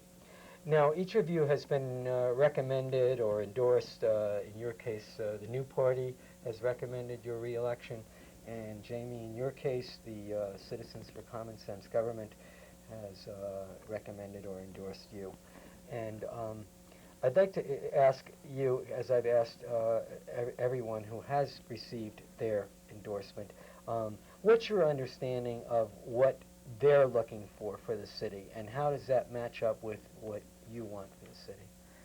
Oh, I think that balance is the key. I think that nobody's trying to keep anybody out of the city council. I don't believe that's the intention of the new party either. I think we just need to see a little bit more balance. Right now we're off balance. We're going a little bit too far left, and I think that that's the opinion of the Citizens for Common Sense, and that's why they asked me to come along. I'm certainly not far right by any means, but I definitely want to state that that's probably the main reason that they're endorsing me. I guess I've been trying to get at it, not that you're responsible for their, but I've been trying to get a grip over the past few weeks on what specifically it is that they're most concerned about. Okay.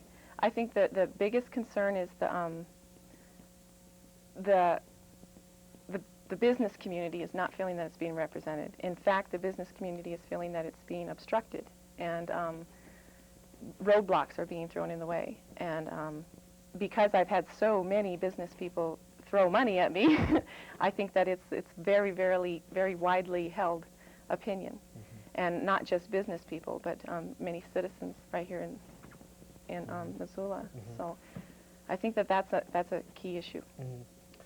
A response there, or what's your status with the new party, and do you have any additional comment on Citizens for Common Sense? I have been supported by the new party. I have been supported by another of the political parties, but as you know, this is a nonpartisan election, and we as candidates are not allowed to use the name of a political party in our candidacy.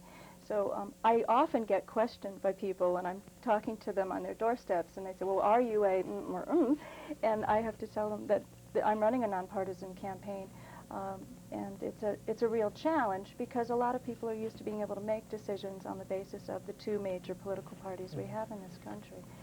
I've also been endorsed by the Trades and Labor Council, and so I think the challenge here is really asking ourselves, who is going to be making the decisions for Missoula? We know that the Citizens for Common Sense government have gotten a large proportion of their money. I understand 78% of the reported donations have come from outside of the Missoula city limits. 54% of that money has come from outside of western Montana, principally Billings, $5,000, and I think that was Helena. something else. And I believe that in the campaign finance report, it was actually a Billings address that was provided. So if that was an error, perhaps that needs to be corrected. And then someone else in Spokane. Okay, but could you comment on what Jamie had to say about, though, that business feels obstructed or blocked, or that they have, or whatever? And can you add to that what that does to the people who would like to have jobs here, good-paying jobs? Well, I think what's important here is, rather than talking in general terms, to talk in very specific terms. And I've heard that Jamie in the past has talked about a certain individual who has moved part of his operation to, I believe, Salt Lake City. And yet I understand the other side of that was that he was quite frustrated by not being able to expand his business at its current location. Unfortunately, his current location is in the floodplain, and federal floodplain regulations aren't going to permit him to be able to do that kind of expansion on floodplain land. And so obviously that will be a hindrance to business, but it's for basic public health and safety reasons, not only for the people of Missoula, but people who live downstream, live and work downstream of our river. Let's go to just briefly touch on, if we can, Eagle Hardware. Yeah, and correct me if I have any of my figures wrong. It's my understanding that the main building that they want would be 200,000 square feet. Is that 204,000 204,000 square feet. And some of the criticism that's been directed at City Council is that that you're over-scrutinizing this, that you're putting too many restrictions, that you're bollocksing up the county's deal, and things like that. What's your take on Eagle Hardware? With a store of that size, should or should there not be some meticulous examination by City Council of such a project?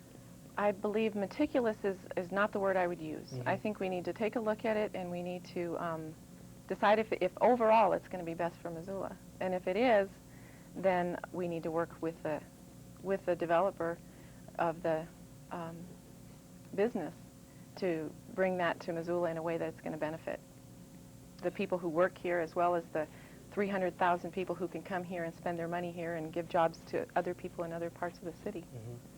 One of the things that the Eagle Hardware appeared once again, apparently, in some of the television broadcasting or television advertising that Citizens for Common Sense government had, paid to have aired on local commercial television. And in today's paper, that they had pulled those ads because of the mayor's pointing out that many of the facts in that advertising were inaccurate, and they did pull it. I was quite surprised at that, but do you have a comment on that? You know, I've only seen one on TV. I simply don't have time to watch TV. Mm-hmm. But, and I've seen two in the newspaper, and as far as the facts and figures, I am not sure. All I know is that the person who wanted to bring this business to the city threw up his hands and said, I cannot deal with this place for whatever reason. And as far as the facts and figures, I think that it had to do with the fact that some of the figures were tied to the whole project of the Eagle Hardware, as well as the other retail stores that wanted to come in. Mm-hmm. So I think that's where the figures came in. Right. But they did decide to pull their ads in light of... I read that in the paper today. Yeah. That's as much as I know, probably as much as you do. Right. And Stone Container.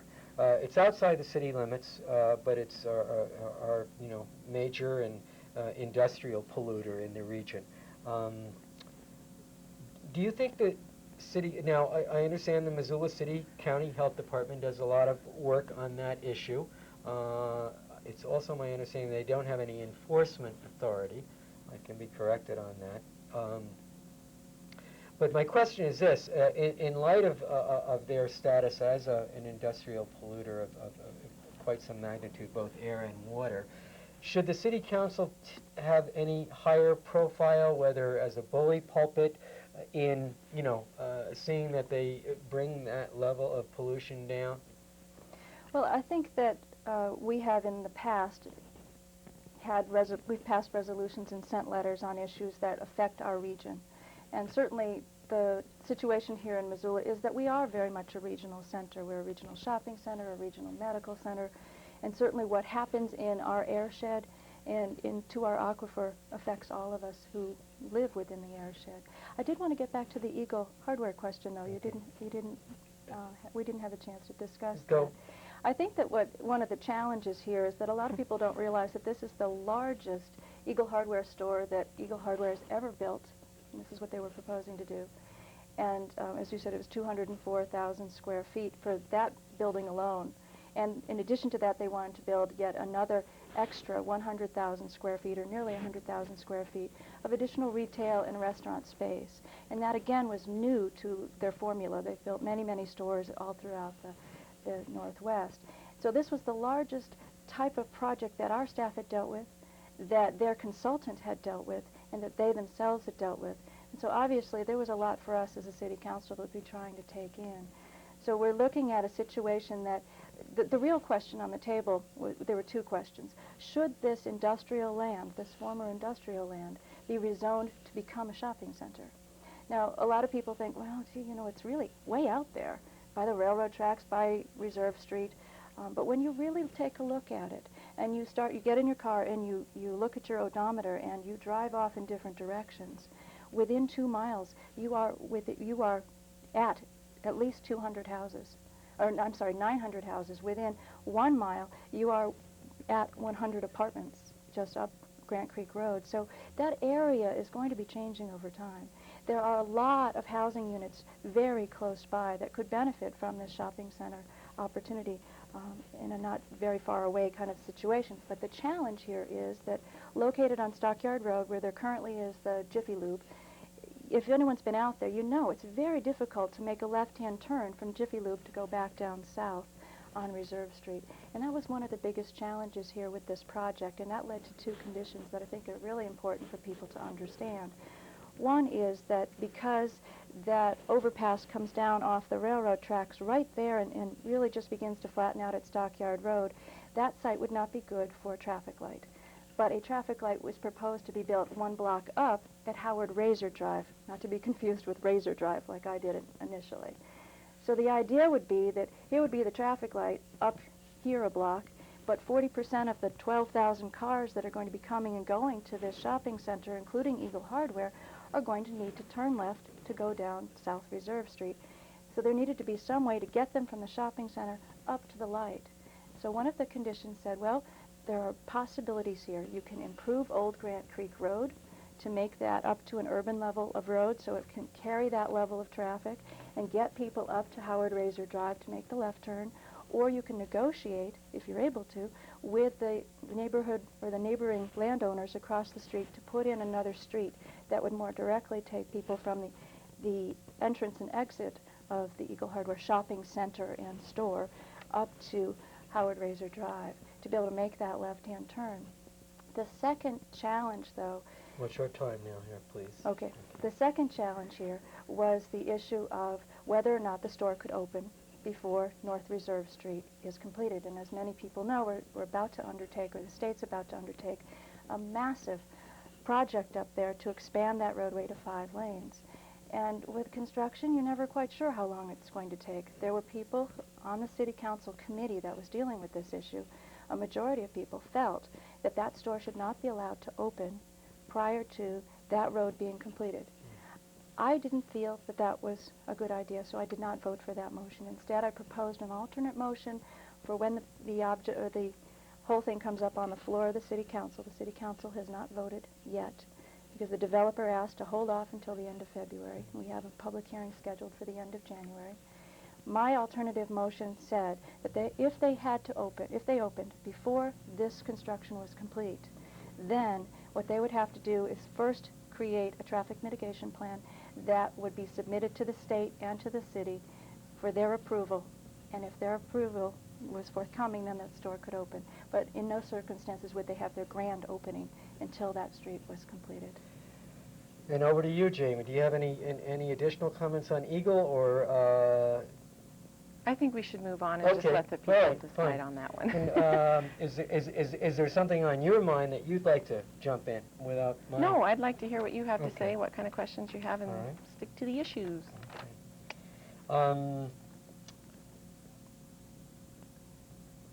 What does it's been floated on City Council? I think Craig Sweet's name been associated with it. A living wage. It tied into that, for example, if a company came in and was going to get a tax break from the city or get some assistance, along those lines, that the city should be in a position to be able to bargain or say, all right, if you're going to get this break, then this is what the cost of living is, and I'm paraphrasing.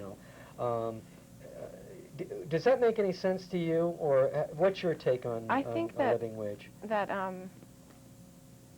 if and when we do offer tax incentives to businesses, we should let those tax incentives be passed on to the taxpayers, especially the ones who are being employed by that company. So, but I do think it should be a proportional incentive, so that it's not when you get down to do the actual math, it's not an overburden for the business to make it almost impossible for him to do business here. So I think it's a very good concept, but I think it needs to be looked into a little bit deeper, a little bit of math done on it. And as far as a living wage on a whole basis, I think that would just cause a huge economic shift. And I think a lot of people were misunderstanding that in the beginning, and that's where there was a lot of opposition to that, which I don't think is really necessary, because the proposal on the table is valid, I believe. One of the candidates I interviewed earlier was talking about something that I had not heard of before, and that was, and I toss this one out because you live on the north side, right, where there are a lot of rentals. It was Luann Crowley that brought it up. And she said that she noticed in her ward that more and more of the single-family homes, which had been owner-occupied, were now rentals. And so, in effect, they were, landlord-renter situation. Right. Some landlords being far away, not here, but far away. Either way. And she was talking about that this is something that she might like to introduce. I mean, she was just, floating it out. Right. But that there needed to be greater accountability on the part of landlords to make certain that, that the house was kept up. Whether aesthetically, I mean, the yard, the paint, the insulation, whatever. I mean, I'm using my words now. But I thought it was an interesting thing for discussion, and the north side has a lot of rentals, and I don't know, do you have a take on that? I think that it is probably important that we do have a certain amount of standards for rentals, for habitability. I always have trouble with that word. And when I say that word, I'm talking running water, heat. I think it should be well insulated. I mean, it's only fair because they're going to have to pay the heat bill. Those kind of things. And for folks who absolutely refuse to make those kind of adjustments to people who live in their renters, I think that there should be some incentives for them to bring their places up to par. But as far as paint and some of those other issues that you talked about, I'm not so sure we should regulate. I think there's way too much regulation going on in Missoula right now. So I think we should be a little bit careful. Could you give us a couple of examples of what you see as over-regulation? Well, let's see. What comes to mind is what's happening to a lot of the businesses right now. And I think that what also comes to mind is I don't want to say, it makes me fearful that the current trend right now in the city council is to control everything and have their fingers in every little thing. And even when the people we pay our tax dollars to put together a recommendation, and even when the people come to the city council and say, this is what we want, it's overlooked because the current city council seems to know what's best for us lowly little people. I think it would be helpful, though, if we could talk about specific cases, because then people would know exactly what you're talking about, and I might be able to provide some additional information that could help us all better understand the situation. Can you give us some specifics of some of the kinds of things you've been talking about? The Eagle Hardware is a good one, and also, you know, that's another thing that, as far as the ads being pulled from the Common Sense, I read and I also heard an ad on the radio about Mansion Heights, and if the new party wants them to be honest, you know, if that's what they're calling them is dishonest, which I don't think it's dishonest, but I think if they want them to be honest, then they better watch it, because they're going to get what they asked for. And what the city taxpayers have to do now is pay $600,000 in 4 years if they want that open space. That was given to them in the Plan B. That was rejected by the city council because of regulations and whatever you want to call it. So now the city taxpayers have a choice to pay for $600,000 for open space, or let this man, you know, get what his land is worth and build houses there. Well, that's not exactly what the situation was. The original plan was 160 houses spread over the whole hillside. It was approved in 1983, and it was extended in 1993 to the year 2000 or 2004. I'm not remembering the specific details. But the challenge here, when the developer brought forth his proposal, was 151 houses, more clustered than the original 160 had been, but still not, we felt it was too much density that high up on the hill, that far away from services, and we were quite concerned about air quality. The amount of land that was left over that was to have been put into some sort of common area does not equal the same amount of land that we're talking about here. But now we have to pay for it. And what we're looking at here is in our open space plan that was adopted unanimously by the city and the county. Mount Dean Stone Mountain is one of our cornerstones. So we've always known that that's an area that we're looking for, and we're looking at many different opportunities throughout the community on those cornerstone properties, not only for purchase but also for conservation easements. And we've had many fine examples in the last 2 years of landowners who have put their properties under conservation easements to protect them from Missoula's I think future. that's a good way to do it, the conservation easements. But now, like I said, now we have to pay for it, and it would have been given to us.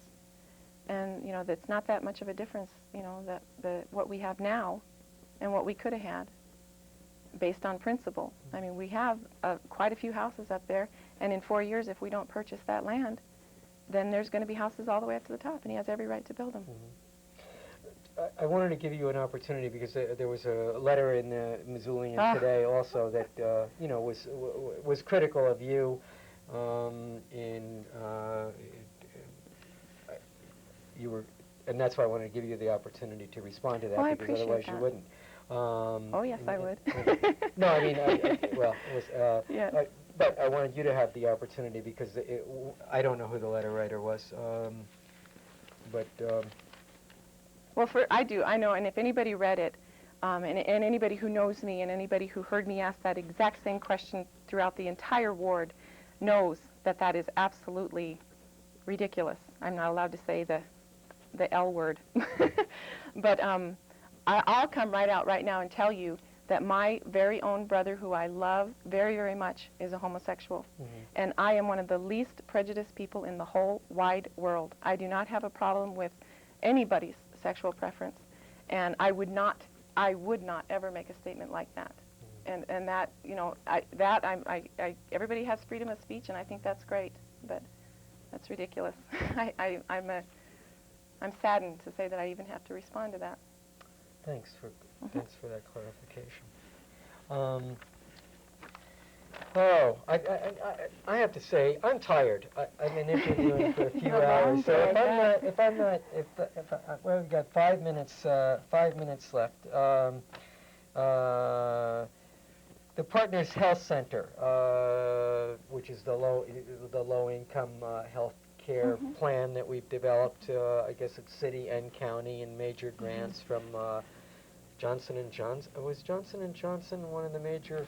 Anyway, the mayor said on an interview the other day that the city, he believed, had put in $25,000. I'm not sure whether that was an annual. I think that was a bridge, so that there was funding while the project was waiting for more federal funding to come in. That would be coming in on a this amount of money for this year, this amount of money for the next year, and yet they still had some construction bridge loan issues, I think. So my question really is this, you're familiar with that? I'm not real familiar with it, okay. so ask your question. It's, a health center for low-income people who qualify, and different doctors and medical technicians from around the city and the county contribute, time to, do the medical care and treatment and things like that. So I'm just wondering if this is the, is this something that we should continue supporting with, cash money or good spirits or what have you? I mean, well, I think that this really speaks to the whole issue of the livable wage and affordability, going back to those themes for a minute, because if people are working here in Missoula and they're not making a wage they can live on, they're not offered full-time employment, and they're not offered health insurance, that has a very direct impact on their living situation and the health of their children. And so what we see here, right here in Missoula County, are women who aren't getting the right kind of prenatal care, children who aren't getting their immunizations unless they can get to the clinic. And so it's a real challenge. And I think that one of the issues as a small business owner that I look we just at got a few minutes left. is to try to look for ways that we can provide insurance through a pooled kind of situation among business groups or classes of businesses, because it's a real challenge trying to buy any sort of health insurance for your employees, for yourself. Right. And we've got 2 minutes. Take about 30 seconds to wrap up your wrap, and and then we'll turn it over to the challenger for her finish. I believe the real challenges now are how we develop as a community, and whether we are going to continue to sprawl out, whether we're going to continue to be able to offer any sort of housing to people who are working full-time but making a very low wage, whether we're going to be able to create a transportation system that truly serves all of our community, and whether or not we're going to continue to improve the quality of our air and water. Thanks very much. Thank you. And Jamie, it's your wrap. I think that the challenge is allowing people to have a say in what happens to their city. And also I think that the challenge is that we need to offer our city a healthy economy. And in order to do that, we need to be a little bit more friendly to business. And that is one thing that I would work very hard to try to see happen. I also really want to see us concentrate more on basic services and put the bond issues for things that are not basic services. I'm sure most people understand what I mean by that, but I think that we need to really concentrate on being accountable to the tax dollars that we have and make them go as far and as economical as we possibly can. Thanks very much for coming down. Thank you both for running. It's a tough job, and I wish you both good fortune, as I do the community of Missoula. And you're watching Missoula Community Access Television. Thanks very much for watching. Linda Tracy and her challenger for the North Side Ward seat, Jamie Carpenter. Yep. Thank you. Thanks very much. Okay. And thanks to the all-volunteer crew.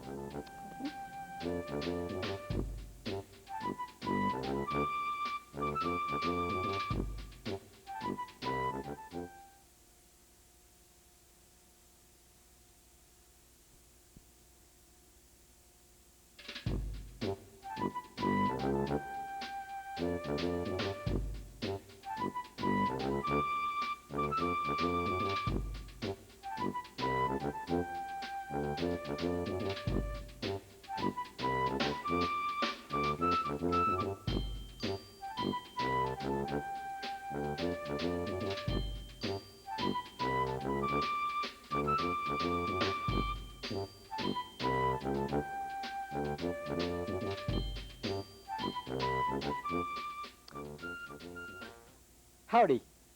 Or as Bob Lucino was just saying, howdy doody. I don't know. My name is McCarthy Coyle, and you're watching Missoula Community Access Television, and we're continuing with our series of interviews with candidates for mayor, municipal judge, and all the council seats that are up for grabs this year. Thanks for tuning in, and we have our Ward 3 candidates with us today. Bob Lucino and Luann Crowley. Bob Lucino has served on the City Council before. He was appointed to a seat on the City Council 3 or 4 years ago. More than that, McCarthy. It was in 1989. 1989. And then you ran for a full term and were defeated at that time. Is that correct? I served on the council for 2 years, finishing Dan Kemmis's council term, and then was opposed in the Democratic primary by Christine Gingerelli, who in turn defeated me. Okay. And starting out, Bob, if you were to be elected to a term on City Council, what would be your major focus or priority in that term? Well, McCarthy, I feel when you look at the role of the City Council, which includes being most especially a representative body, a representative assembly of the people who live in this city, first and foremost, if I am elected to the council, I would see my role as one that would reflect the views at large of Ward 3 folks. I see my role as one to represent them and their views, their concerns, and we don't know what all those concerns might be in the future. I have a good idea about what they are now as a result of going door to door and meeting with hundreds and hundreds of Ward 3 citizens. So it's a role of legislative oversight in addition to a role of representing the people. It's a role of specifically providing oversight to the paid professional staff within all city departments, and some departments are combined, city and county departments, like the Office of Planning and Grants, and in some ways a representative body of oversight to the executive administration. So my concerns first and foremost include providing the people of Ward 3 and the city at large a representative voice that would be one to try and bring all of our complex opinions and diverse views together. I like to work with people.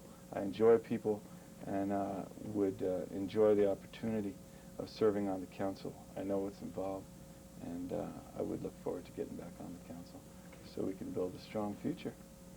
Luann Crowley, and you were also appointed to the City Council. That's almost, how long is that? That was March of 1996.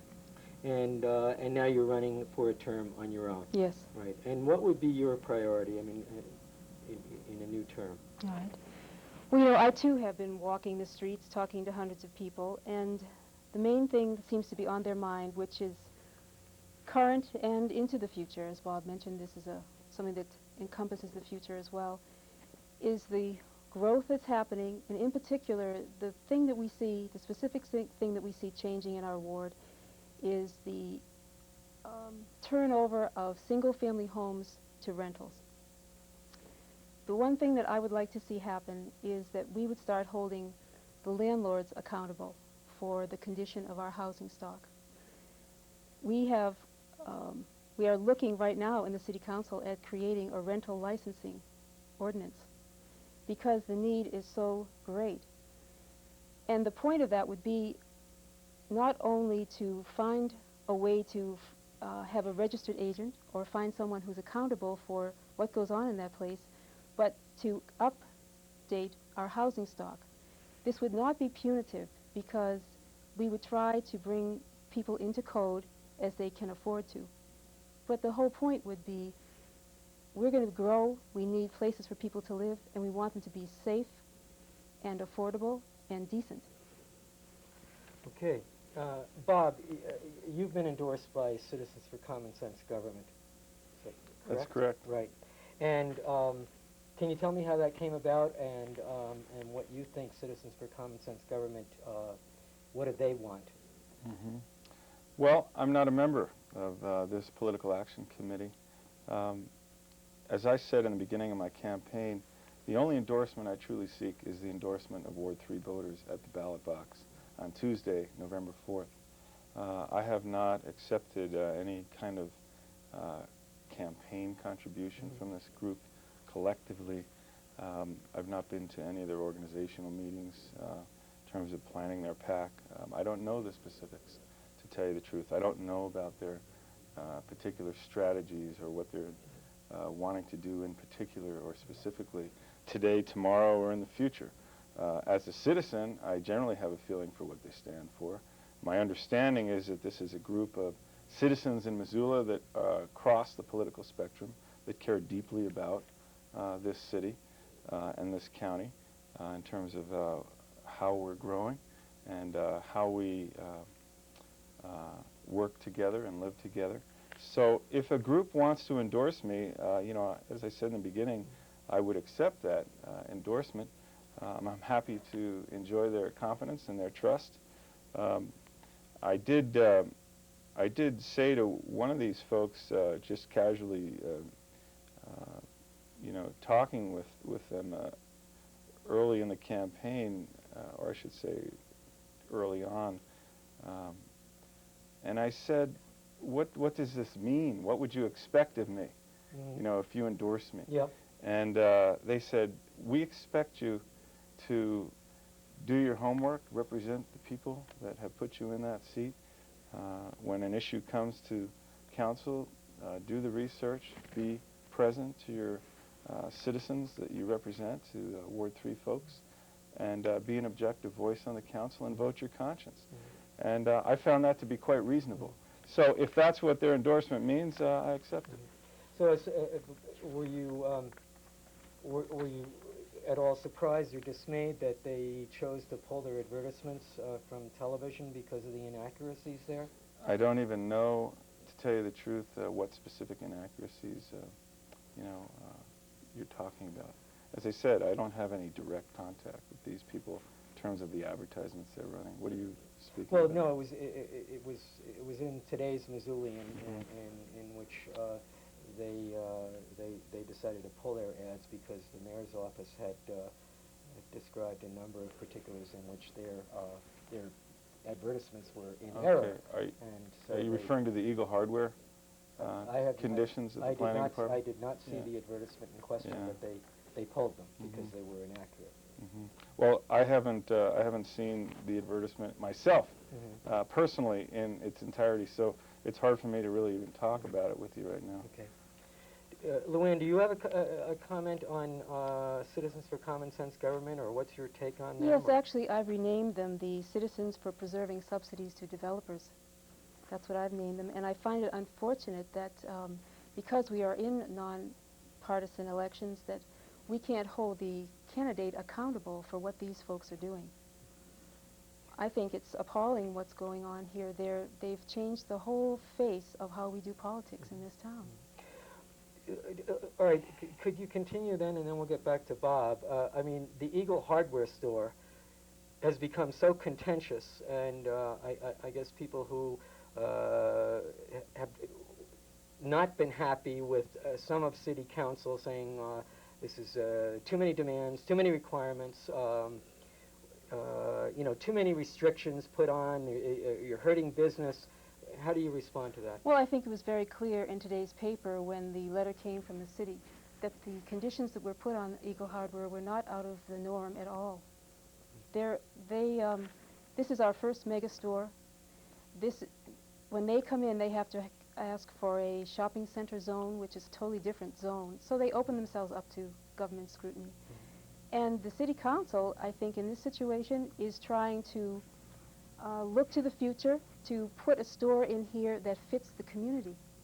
I mean, when you're asking someone to try to fit 200 and such thousand square feet into this kind of community, and this is our first one, we're kind of a virgin, you need to take a look at it. You need to be cautious. You need to see how you want this thing to go. Makes sense to me. Do you think it's appropriate for, you know, for a major, you know, really big structure here? I think it was 2,000 square feet is what I heard. 200,000. 200,000 square feet. Do you think a project like that should be scrutinized by City Council? Of course it should be scrutinized, McCarthy, but before I answer that question, I'd like to respond to something that Luann just said. Luann talks about her desire to have a candidate become accountable for the actions of a group that endorses them and a group that a candidate has no particular membership in. Now, I find that a bit outrageous. Now, she has this cute nickname that she just applied to this group. We're talking about, I don't know all the members in this group, but some of the ones I know of are concerned, caring Missoulians who are hard-working people who care deeply about how this community is growing. And I think, personally, one of the things I have been most disappointed in during this election campaign is the level and volume and amount of misinformation, inflammatory rhetoric that I'm hearing.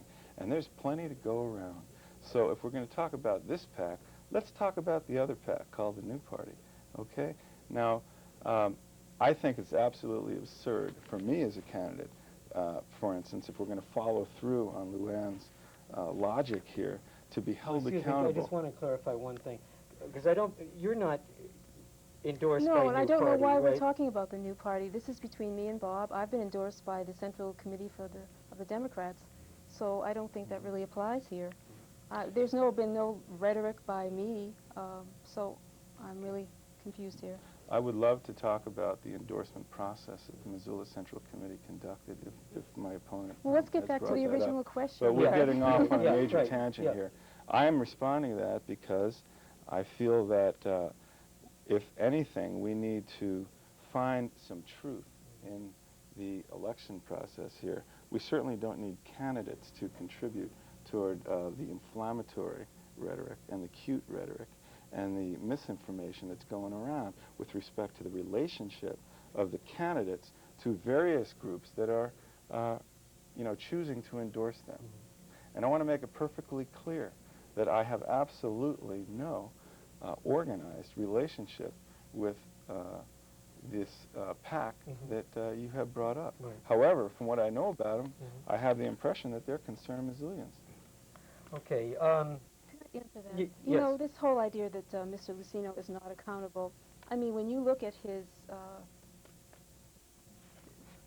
campaign report, he has 2 and 3 and 4 people from that PAC who have contributed at least $100 each to him. So I can't imagine course. that he's not Sure. connected somehow to these people. Well, you know? I'm connected because they chose to give me a donation, but the PAC did not give me a donation. So, Luann, if you're going to So bring that up, People bring who it up are in its in a proper PAC aren't context. connected to the PAC, is that it? What kind of logic is that? Let's not strain at gnats here. Let's call a spade a spade. Oh, let's. Individuals within this group have chosen to give me a contribution. Now, on my opponent's first campaign report, if she wants to scrutinize campaign reports, let's talk about hers. Let's talk about her acceptance and reporting of a couple of contributions that were over $100, which is not allowed by the Commissioner on Political Practices. And I know for a fact that they needed to change that, and they did change it. But I'd like to that answer was that. not reported in accordance with the proper reporting figures. And she has received money from out-of-state interests. So, we can go on and on. All right, let's get But we were really getting off let's the get mark let's here. Let's get a let us go- response. yeah, let's get a Let's go to response, the and then I issues. want to go on Yes, to some please. Stick to policy the issues, matters. That's Thank right, you, the Luann. The over amount that I received was $250, 125 each from my brother and my sister-in-law. So we sent back $25 each to my brother and my sister-in-law. And I'm not sure what he's referring to as out-of-state interest, but my cousin in New York sent me $100. That's the only out-of-state interest I have, Bob. Okay, thanks. I tried to have generally the same series of questions for all the city council candidates, and that included minority employment in city government. I talked to Fred Rice, the personnel director, just the other day, inquiring so that I would have some, factual basis. And Fred Rice, I said, well, how many Native Americans do we have working for the city of Missoula? He believed that there was one, perhaps, and I was wondering about is there a need to diversify our city staff? I mean, in other words, is that something that a city council should be paying attention to? I certainly think it is, yes. I mean, I wasn't aware that that was the situation. But, I mean, that's something that we can bring and ask Fred about. Because I believe we should have an integrated workforce because we have an integrated city, you know? minority employment? Of course. I think all people should have an equal opportunity to seek a job, and I think the most qualified people should get the job. And we have lots of mechanisms in place in terms of any possible discrimination issues, and I would be the first to want to get involved in a hiring question if the city of Missoula, County of Missoula, any government entity was showing any kind of preferential treatment. That's not right. You know, McCarthy, you asked me a question earlier about should the city council provide scrutiny to a large development, and I said, of course it should. And but I didn't further fill that out. And if you'd like to come back to that question, I'd be glad to. How about take a 40-second shot? Well, you know, when I served on the council, Costco came to us. Costco needed a variance to put their store in, which was over 100,000 square feet at the time, and quite large by our standards in that day. And if you take a look at the public record, if you take a look at the minutes of that meeting, you'll find that I had some real concerns in terms of possible impacts to downtown merchants. I talked about how this will change marketing in our community. But there's a fine line between preserving the free market system, which we have had in place here for hundreds of years, and you know, making the wrong decision. So as far as Eagle Hardware is concerned, my specific concerns have been this. The Office of Planning and Grants had about 24 conditions that they imposed on this project, which I think were fairly reasonable. And then the PAZ committee tweaked several of those and added a few more. And in the final analysis, my concern in terms of how this particular business was treated is that if anyone researches these conditions in context, they'll find that some conditions were being imposed upon this project that were not being imposed and are not being imposed on other competitive businesses. Let's move along. But that's the first time I'd heard about the possibility that Luann mentioned of landlord accountability. Do you think that landlords do have a responsibility to maintain their properties? Let's say if it's a rental, in you know, in up to code situations. Absolutely. Yes, I do. Okay, thanks. And are you a supporter of the Partners Health Center? Is that the right term for that? Partners Health Center, which gives health services to low-income folks in Yes, Missoula. not only am I a supporter now, but when I was on the city council, I was an advocate for providing city funding toward Partnership in Health, which is what it was called then when it was first getting going. Are you satisfied with this effort to at least make a trial run on the mayor's plan for Malfunction Junction, which is going into effect? Oh, Don't want to get into that? This is a tough one, Yeah. but I did vote for it. And, you know, I wasn't so concerned so much about the weight. I mean, the engineers have that as their concern. What I was trying to look at was the future of that intersection and how the continuation of growth would increase the numbers there, so we have to take a look at our pollution. I also see that that area is fairly barren. I mean, it's not appealing. And so the idea that we would landscape it, beautify it with trees, make it more pedestrian friendly, that was appealing to me. My concerns were the effect on the neighborhoods. And in this design period, this is where we can make sure that those neighborhoods are buffered so that they don't feel the impact of this major change in their lives. Do you go along with the general gist of the mayor's trial run on this? I go along with it, the general gist, yes. I wonder to myself if this particular recommendation were compared side by side with an earlier recommendation, which was to underpass, turn South Avenue into an underpass underneath Malfunction Junction. I think if we looked at that plan versus what we have wound up with, I think that we'd find more community consensus. But clearly we need to do something. We need to move ahead. It's not totally set in stone, so I think that is progress. And another question that I've been asking of almost everybody is, Stone Container sits outside the city limits. It is our biggest industrial polluter. And I've asked, do you believe that the city council should take a higher profile in working to achieve much lower levels of pollution from stone? I think Stone Container is accountable to both the federal government and the state government with respect to its environmental impacts. And I think those two governmental entities know a lot more and have a lot more mechanisms set in place to bring Stone Container accountable and into compliance if they're not on any given day. Does the city council have something to say? Certainly. We live here. We're breathing the air. I think we should defer to federal and state authorities first in terms of how they're providing oversight and monitoring, and we'll see what happens from there. So higher profile or not? Let's say I see the city council as a partner in the process. We live here. We're breathing the air. I'm saying that we don't have the funding and the resources to be monitoring daily emissions Right. of No, stone. I guess I'm talking about what's called the bully pulpit.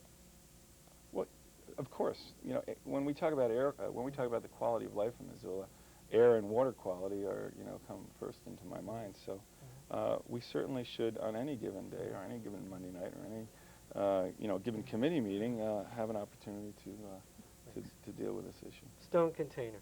I think we should have a stronger profile. In fact, we did support the health department when they were working with the state to get the stone containers standards set at a higher or lower rate. Do we need more crosswalks? I mean, I'm a walker sometimes, or a lot of the time.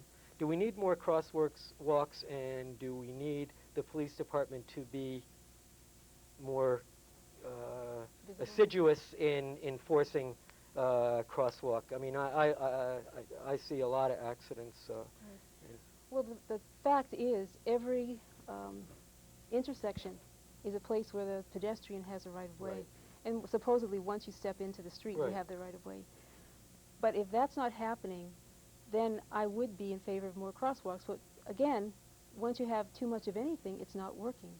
You know, so you'd have to find a balance. And right now, I'm bringing before the Public Works Committee 2 or 3 areas where people have requested crosswalks, and working with the street department to see if we can get them in.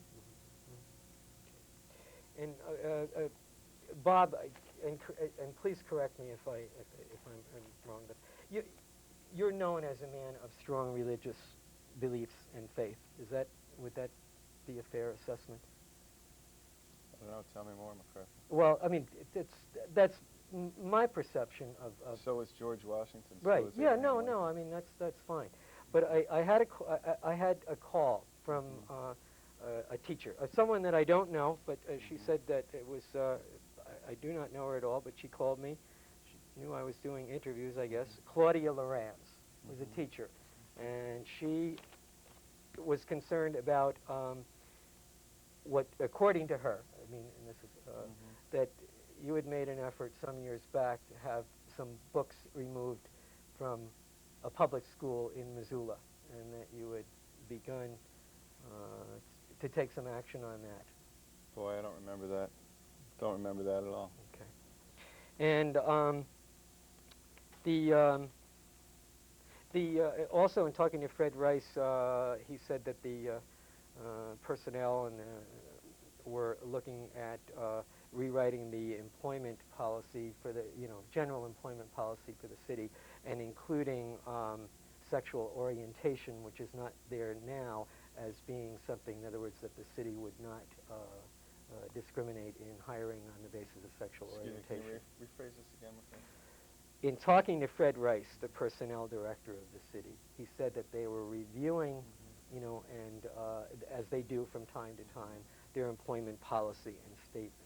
And he said that one of the things that they were, in staff looking at, I'm not familiar with the workings of his particular department, but that adding no discrimination in hiring based on sexual orientation. Is that something that you would be comfortable with yourself? Well, we have a Bill of Rights here in this country, and I feel comfortable that I'm guaranteed all the rights that is provided to all Americans in the Bill of Rights. Recently, the Montana Supreme Court ruled on the sodomy statute. Is that what you're referring to? Well, I mean, that's part of the background, yeah. Sure. I mean, I think, you know, I think the city council, I think city government doesn't need to reinvent the wheel. We have the Bill of Rights, we have the Constitution of the United States, we have various decisions that our own state Supreme Court has handed down. So, you know, I defer to the law of the land. I feel comfortable with that, McCarthy. You know, I also wanted to mention that Claudia Lawrence did call me as well and mentioned the fact that Bob had tried to take some books out of the kids' library.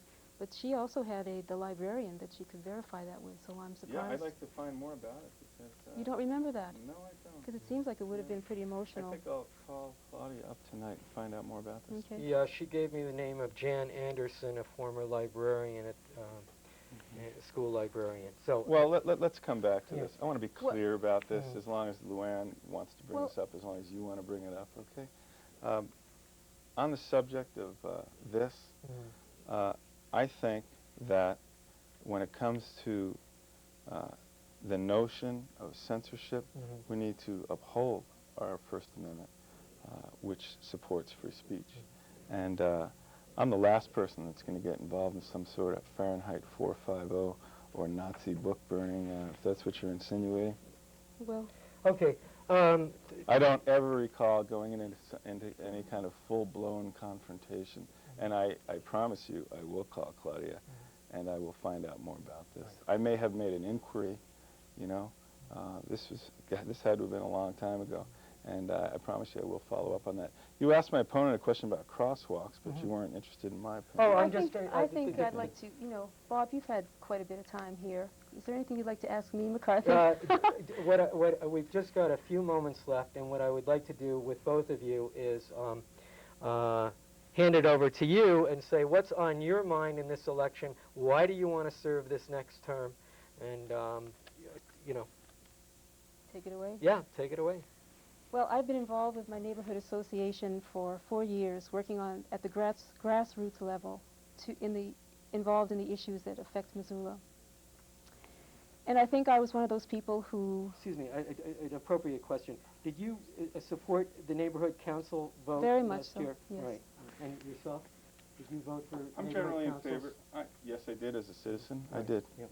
Okay, go ahead. I'm sorry. Anyway, I was one of those people who wasn't very much involved, but when things started to change, I realized that I wanted to be involved to affect the growth. I've lived here 20 years, and I want to make sure that Missoula retains its grace and dignity in all this change. So through my neighborhood association, I became involved, and then when the appointment came up, I was asked by Christian Gorelli to give it a try, and I was appointed. And now I feel like I'm hooked, and it's a great privilege to be the spokesman for Ward 3, and I'd like to continue to do that. Well, McCarthy, my background's in open record, both on the council and in many other activities I've been involved in the last 20 years here in Missoula. My civic involvement is broad and it's deep, and for Ward 3 voters to have a council person who not only represents them, I think part of that representation involves someone who understands them, someone who's been involved across the community, not just in one or two narrow spheres, but across the community.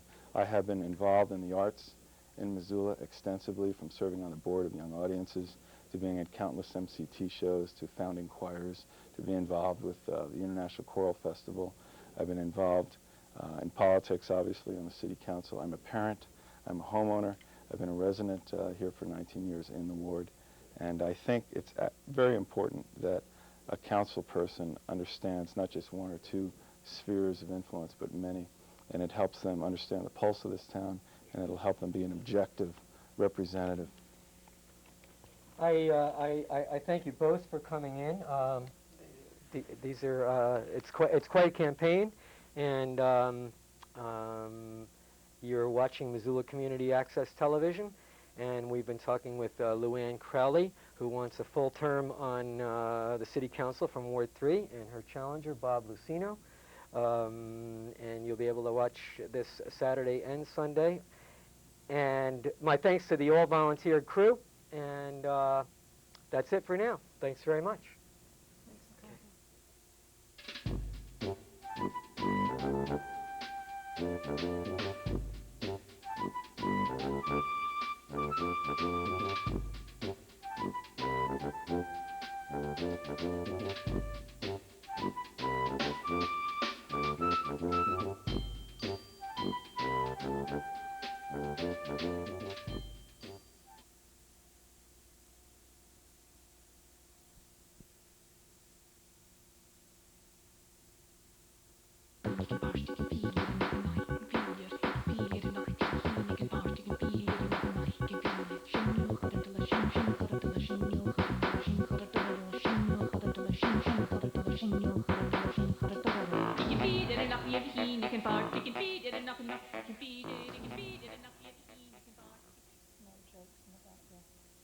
Hi, I'm McCarthy Coyle, and you're watching Missoula Community Access Television. And we're continuing with our interviews of all the city council candidates, the candidates for mayor, the municipal judges, as well as the bond issue on the fire and police equipment.